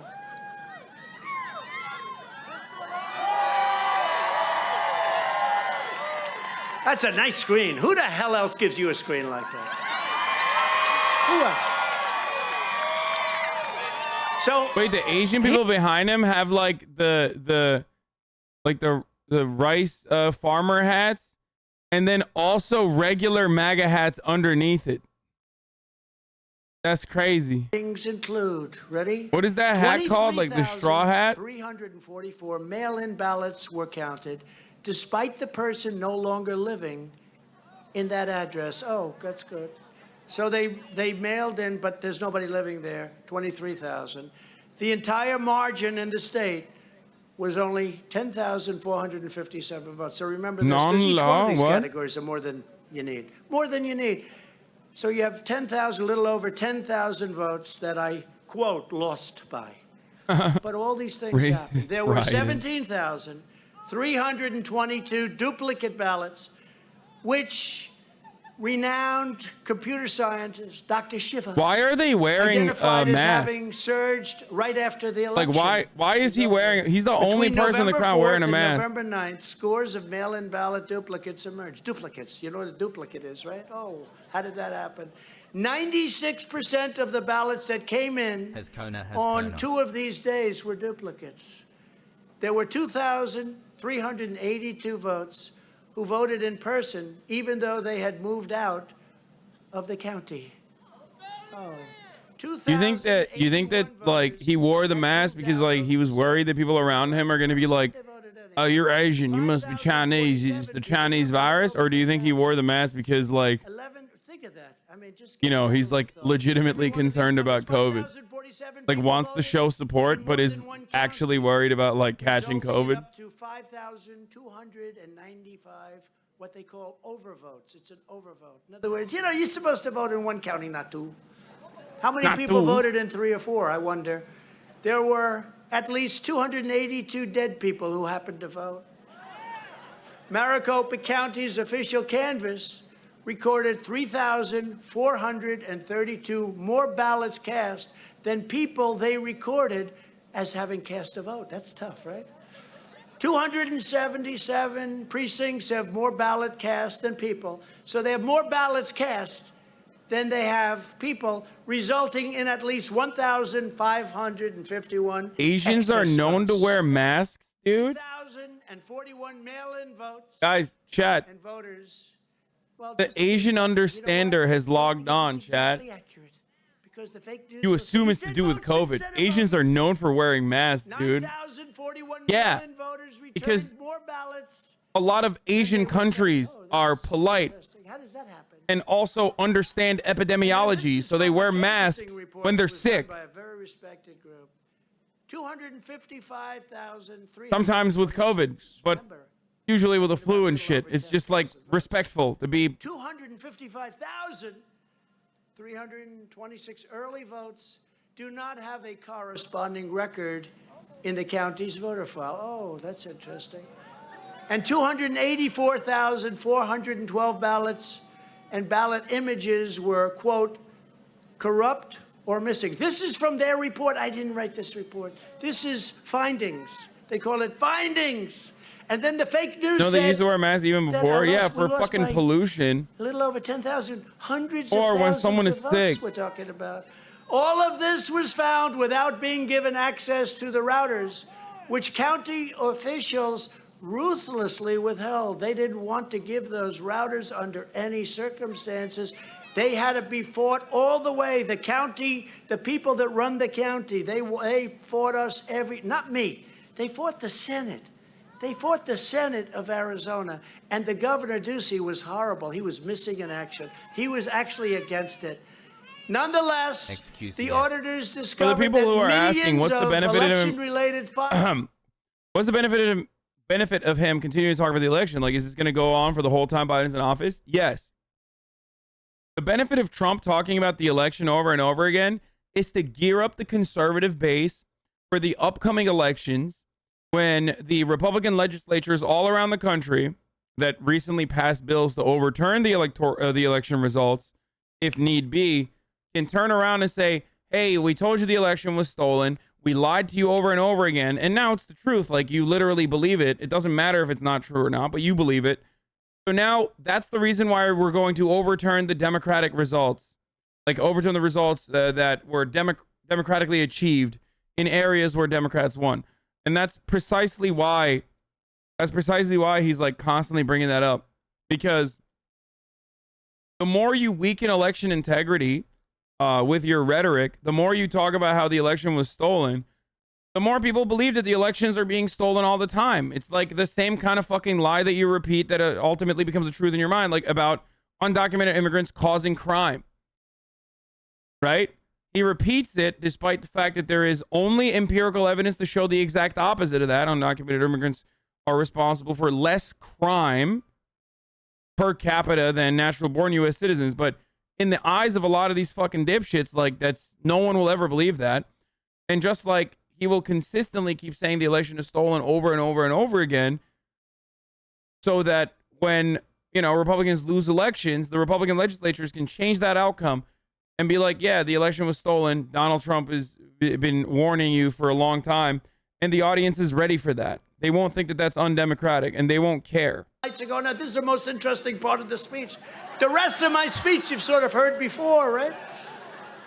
Regarding ghost votes, Maricopa County recorded an estimated 96,000 mail-in votes that could not have been physically cast by the voter, that the vote was registered to, could not have been done by the voter that it was registered to. 96,000, that's 9 times more than I need right there. That's just one little category.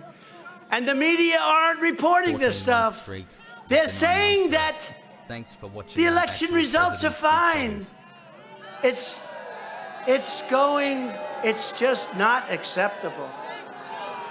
Just like they don't want to talk about Afghanistan or Hunter Biden's corruption.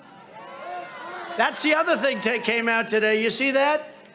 They delayed the Hunter Biden corruption because they didn't want it to hurt Joe Biden's chances of election. And look what happened with Joe Biden as your president. Our country has gone to hell. This guy, Biden killed our Marines, then checked his watch. He killed them. He literally was like, what's going on, Jack? Is it Marine murder time or what? That's what he did. He shot the Marines. Dude, imagine. Really, dude? Listen, bro, if you're going to get killed by a fucking 800-year-old cadaver, then, you know, sorry. Who's not even aware of where he is at half the time. Like, if that's what happened in your mind, then I don't know, dude. I guess it was your fucking time to go. And I love you too. You're incredible people. You're incredible people. And they're trying to take our country away, and they're trying to steal our country, and they're going to ruin our country. And once it's destroyed, remember I used to say, we will not become Venezuela. This is what's happening. No, this is what's happening. You take a look at Venezuela. They can't get water. They can't get anything. They're living in hell. We will not. What socialist policies have we implemented that has caused America to turn into Venezuela?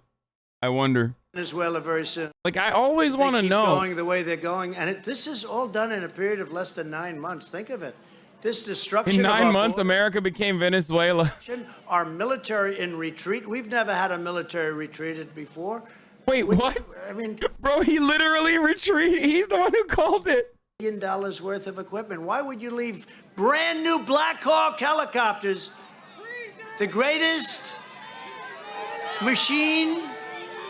Why would you leave millions and millions? Why, as an example, there was no reason. We had it so under control. We were getting the hell out of there. But everybody would have come out. We would have then taken the equipment. I even gave an expression. I want every screw, every bolt, every nail. I want the tents that the equipment is. I want everything. Millie said to me one time, I'll never forget it, "Sir, it's more expensive. It's more expensive, sir, to take the equipment than..." Wait, he's right. Have a $10 million tank. You put it on a plane, and that's more expensive than leaving it. Yeah, that's literally right. It's more expensive, and I never forgot that statement because. Oh my God, but that's true. But you know what I did say? I said. That's so funny, so dude. Brand new aircraft just He's like actually and correct. It's on the runways, and our soldiers are fleeing and surrendering to guys with knives. Good fighters, by the way. How can it be true? I forgot what I wanted to say. I got along with very well. They understood. They're not gonna.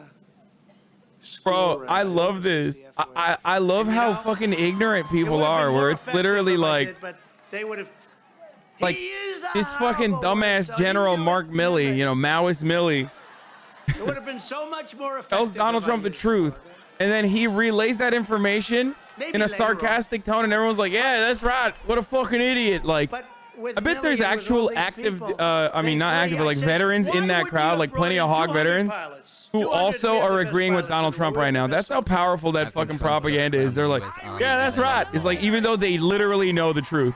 Space Force, don't forget Space Force. I rebuilt. So why wouldn't you bring over real fast? First of all, you shouldn't have left anything behind. So I don't even like this idea. But assuming they really wanted to leave it behind because they're stupid, why wouldn't you bring over 200 pilots? Just take the planes and fly them to Pakistan, and then you bring them over, or fly them to some other country of which we give them all so much money that they all treat us well, okay? You know, we get ripped off by everybody. Bro, he's like, Why wouldn't you fly the why won't they fly like 40-year-old equipment to Pakistan? Like, what? No idea what they were doing. They said, no, well, we disabled it. Why wouldn't they just fly the fucking old ass instead of decommissioning the helicopters like they did? Why wouldn't they just fly them over to Pakistan? Soldiers and equipped soldiers in the world. They have goggles, the likes of which nobody, the goggles. So, okay, so they just give it to Pakistan then. See at night better If Joe Biden handed those to Pakistan, Donald Trump literally would have been like, he's giving it to Pakistan. It's a nuclear power Muslim country, real bad. They created the Taliban. and weapons, machine guns, hundreds of. We left it there. There was no reason to leave it there. We could have taken a year, 2 years, 4 years, or 2 months to get the hell Dude, out. the people who are saying we have a base in Pakistan, what is the base going to do with 30-year-old like Russian helicopters that we left behind that we decommissioned? Like, you think the American military didn't account for that? Like, what is this fucking dumb take, dude? This is like, this is the funniest, most idiotic, like, fucking hot couch rhetoric I've ever engaged in. It's like, it's worse than Monday morning quarterbacking because, dude, we already paid for all that shit. All that equipment is damaged. All that equipment is dog shit. It's old as fuck. It's extremely expensive to fucking run and operate, okay? Even if you have the technical proficiency to fucking figure out how to fly a Black Hawk helicopter, the one fucking Afghan National Security Forces member that actually got like actually listened to the fucking training, knows how to fly. There's like one dude in the country that knows how to fly it. It doesn't matter. The maintenance is insanely expensive. As a result of the Arizona forensic audit, And it's literally old. 41 legislators from What did he across say? the nation wrote an open letter to the American people calling for audits in all 50 states and decertification of the election where appropriate, a total decertification. It is clear in Arizona that they must decertify the election. You heard the numbers. And those responsible for wrongdoing must be held accountable. It was a corrupt election.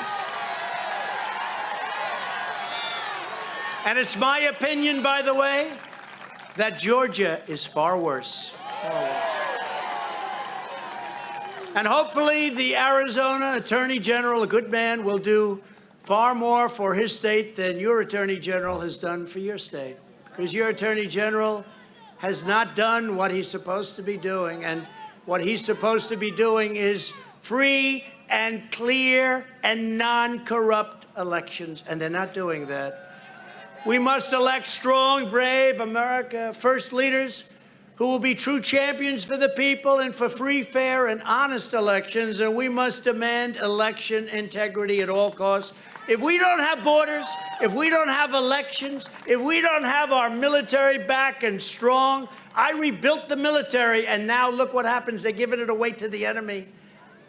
To think 28 Apache helicopters, you don't know. I hate to use the term, but it's considered, I didn't want to use it before. I said machine, but it's considered the most incredible killing machine. That's a horrible term, right?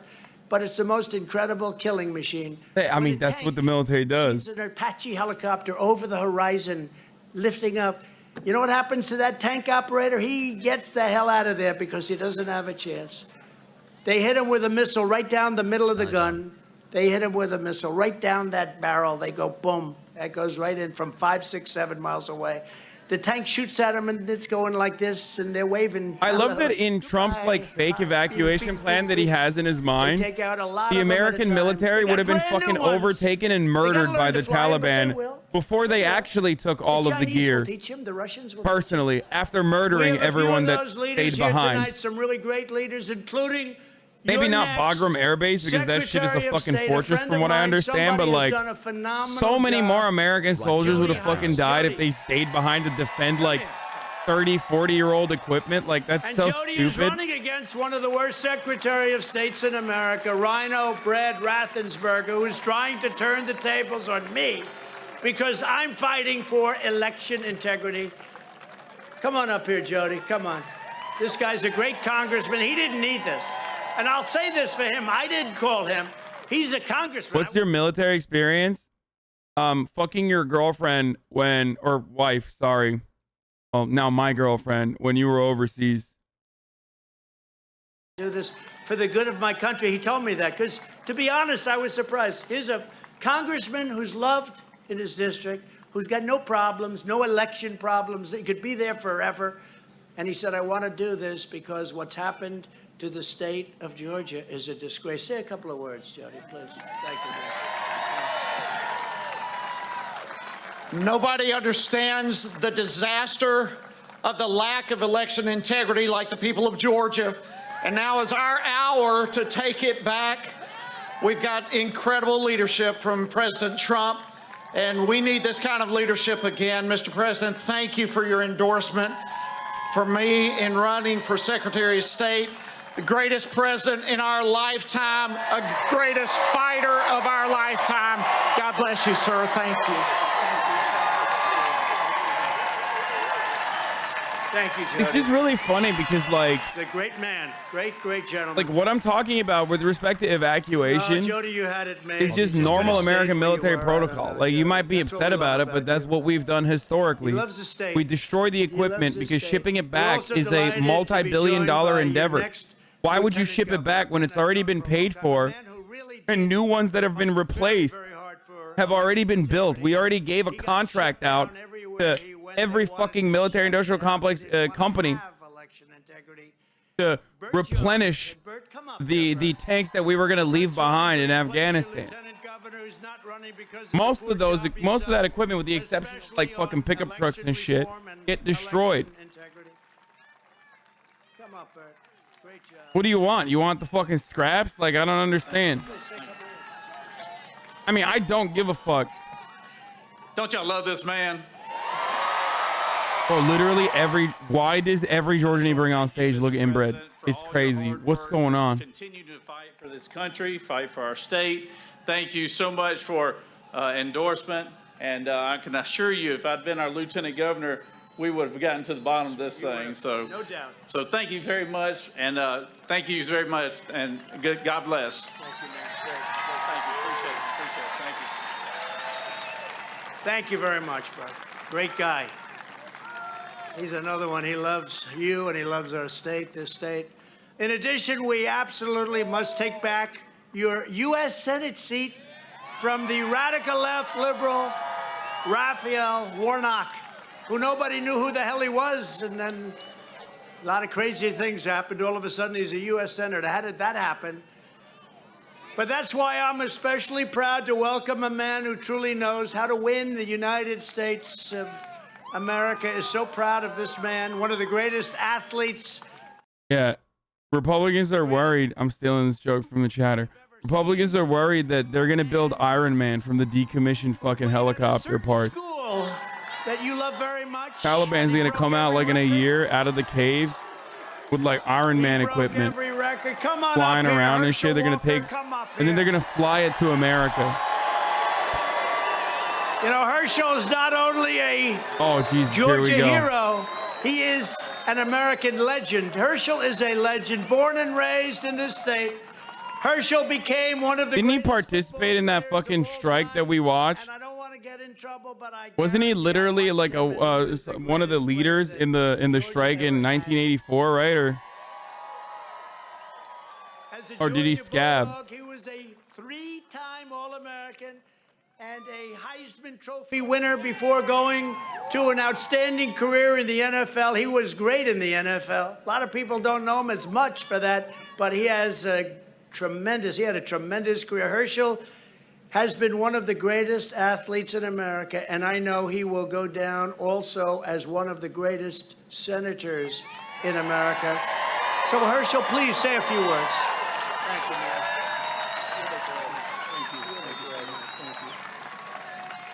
He loves Herschel Well, Walker I'll tell you loves what, Trump. can you not tell this man loved the United States of America? And I just want to thank him again. Some of you for don't all remember, you've but done he for me, spoke not at the just for RNC, endorsing me for this Senate and of run, course but we've been did together for a what long literally time. every black And I said it a conservative was long time hired ago, to a do great at the man, RNC, which great was, leader. I know I'm real gonna be a leader racism. like Donald him Trump when I is not a get to that Senate racist. seat to show everyone Literally I love every America. single black Thank you. conservative Thank you, at the Georgia, for RNC welcoming our was great brought up president, on the the greatest podium to be president, I like, call Donald him Trump the is not people's racist. president. Take it from a So black thank man. you, guys. Donald Trump is not racist. I know what real racism is. Great, Herschel. What a guy. What a guy. Thank you, Herschel.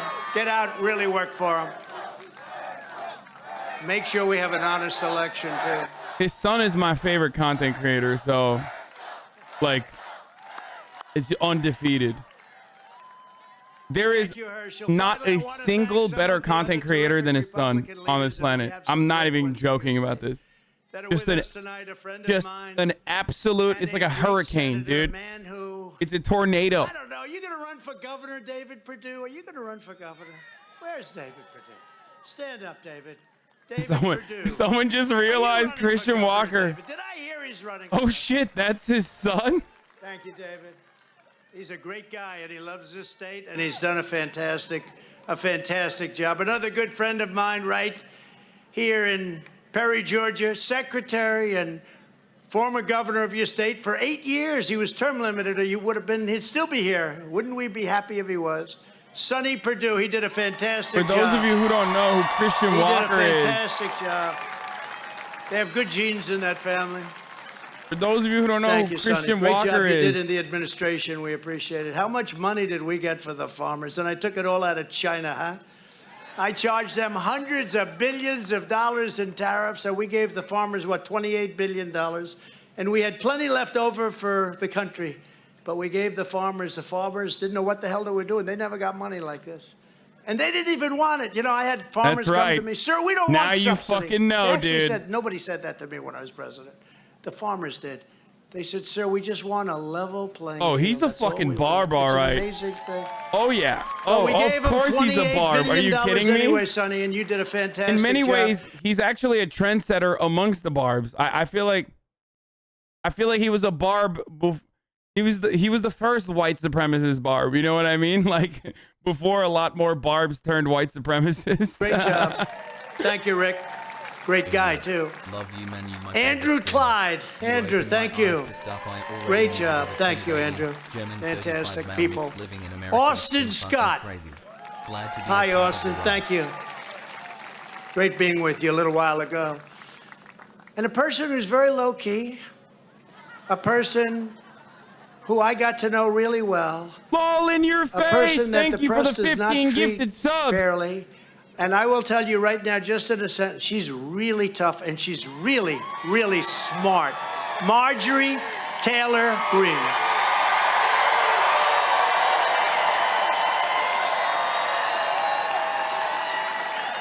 Very smart. They don't like to say that, do they? Huh? They know she is smart as hell. She knows what's going on. She knows what's going on. Thank you, Marjorie, and you are loved. You are loved all over the country, I will tell you that. Georgia Republican Party chair, somebody that's worked very closely with me and somebody that has really fought the good fight on the fraud that's taken place in your state, and he's fighting it right now. He's got so much information, and he wants to release it, and I guess he will be. Hopefully he will be soon. But he's a wonderful guy, the chairman, David Schaefer. David, thank you, Republican Party. Great job. A man who is running for governor, who is a friend of mine. I said, you know, you ought to be a Republican. He said, well, I don't know, but I sort of like a lot of Republicans, and he has the view of a lot of Republicans.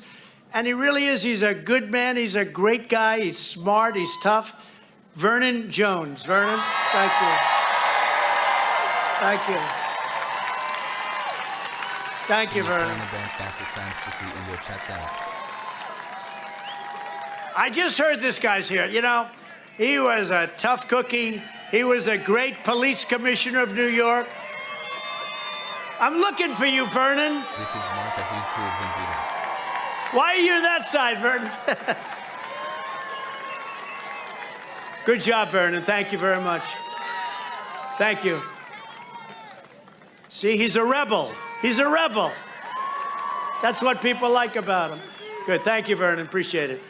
A man who did a tremendous job in New York. He was a big fan of Rudy Giuliani, who's a great guy, by the way. He was the greatest mayor in the history of the city of New York. That I can tell you.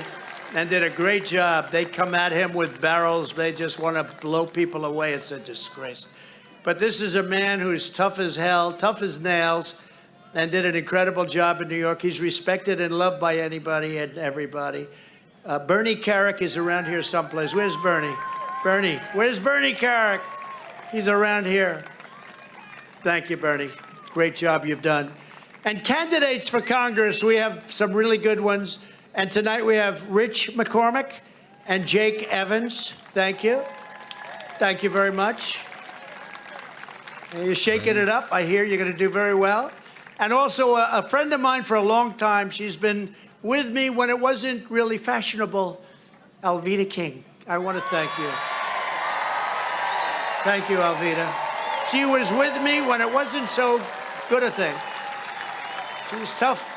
She's tough and she's wonderful. She's a wonderful woman. Thank you, Alveda. I appreciate very much you being here. And this is an incredible, look at this crowd. Look at this crowd of patriots and the love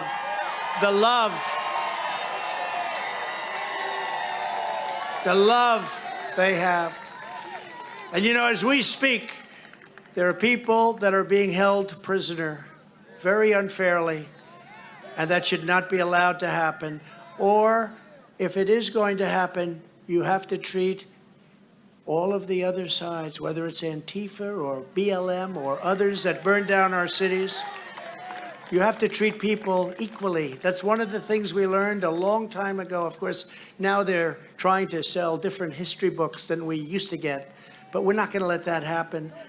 But we have people, and Ashley Babbitt, who was killed, she was the person that was killed during that day, that lousy day, that horrible day, but they killed Ashley Babbitt, and there was no reason to kill Ashley Babbitt, no reason whatsoever. So damn, he's grieving. Our hearts are with that group. And, my man said ACAB, dude. All work out. Donald Trump said fucking ACAB. That lousy day, by the way. What happened on that lousy day, bro? Very, very nothing situation. significant, when you I see suspect. them burning down our cities like Portland and St. Louis, and I could name city after city. Seattle, they take over Seattle. People get killed. Nothing happens to them. And then you see what happened in Washington, D.C. It's a disgrace. Folks, by the Under way, our administration, we accomplished I'm really sorry to more report this, but I have to go. Everything. We took care of people. I have a thing going on in a little bit. It's a really big thing. It's been something that I've been working on for a while. Not a date. Well, I guess it's kind of like a date. It's not shit camp. It's not shit camp. It's something that I have been working on for a minute now. I'm very excited, and I think you guys will be excited too. I've just been, keeping it a secret for a while.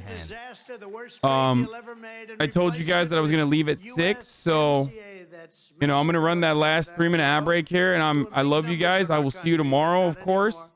We withdrew from the job-killing Trans-Pacific Partnership, stood up to China like and stood up, taking in billions and billions of dollars from China. I can't wait to tell you guys are going to be excited. I think it's a secret, but it's going to be a very fun one. Money. 28 billion out of that money, and we had a lot left over. Okay. But Joe Biden is obliterating. He's just obliterating much of the hard-won success that we had. We had hard-won success, and that success is going to have to come back. Hassle. Or a country doesn't stand a chance. Sorting We're algorithms. Not respected anymore as a country.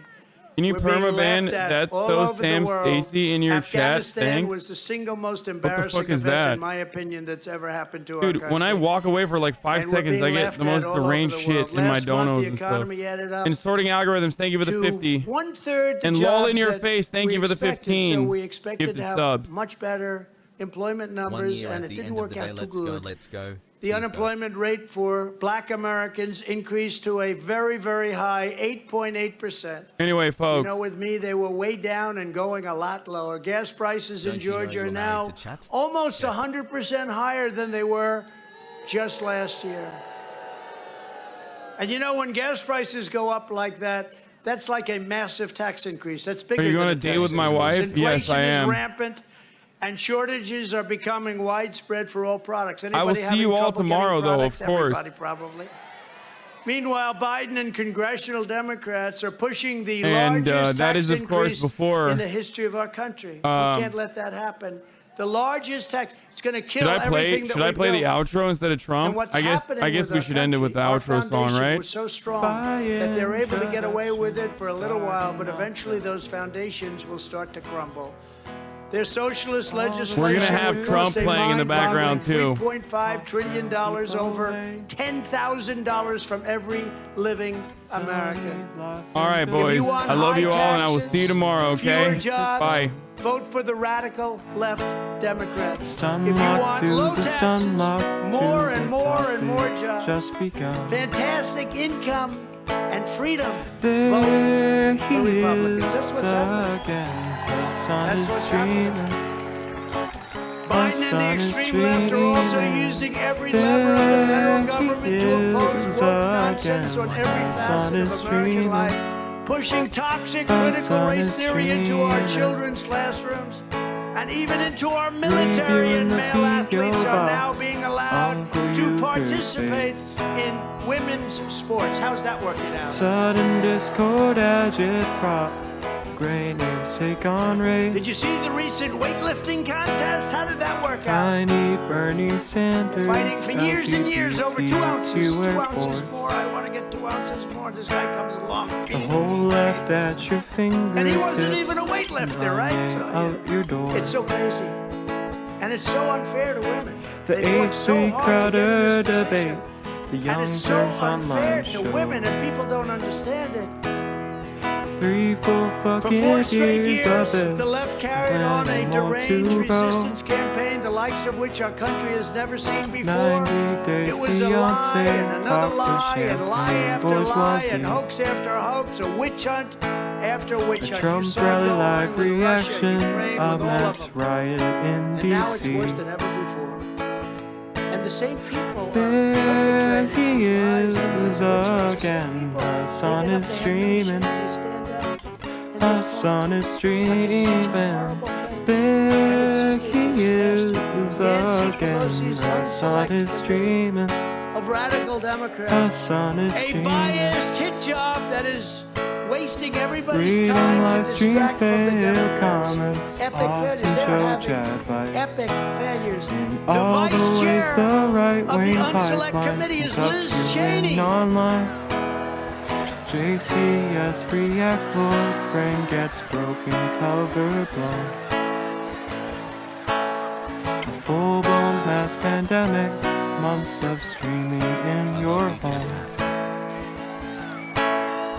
Total radicalization coming out to find.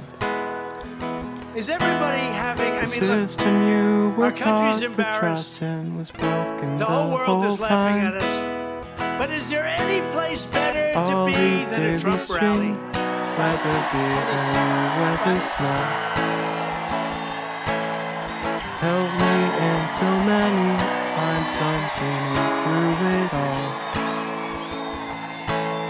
In conclusion, everyone There here he tonight knows is that the extreme again. The left sun will is stop at streaming. nothing to destroy The sun the is America we love and the streaming. American dream. There But he with all of you in is Georgia and again. conservative The patriots sun all is across the streaming. nation, we will end their The reign of sun is radicalism in streaming. Washington, D.C. forever. With the Hey, Republican what can you Congress, say? we will fight for more 3-minute jobs ad for is Georgia through. families, But fair he'll play no trade for Georgia pixel workers, soon.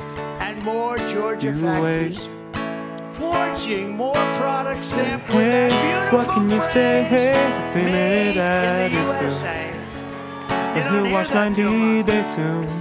And you know they Just you are away. starting to say very strongly, Merry Christmas. Remember when I first Hey, met? what I can said, you you're going to say? say Merry Christmas. The They're all 3 saying minute Merry ad Christmas is again. through. We better move fast Hilda because that'll Bayview end will also soon. like everything else. You They wait. want to change the name of a school in San Francisco. Hey, From what George can you say? Washington Hey, to 3 something. minute ad is George through. Washington's name is now under But he'll attack. be nameless We don't know what soon. he's done, but it's supposed to be You terrible. wait, shut up. Oh, shit. We will Already shut did. down Wow. Joe Biden's Hey, border what can you disaster. We will say? end catch 3 and minute release. ad And is we through. will end illegal immigration stop once with and for all in that our big country, soon. just as I had already You done very successfully, more so than has ever taken place at our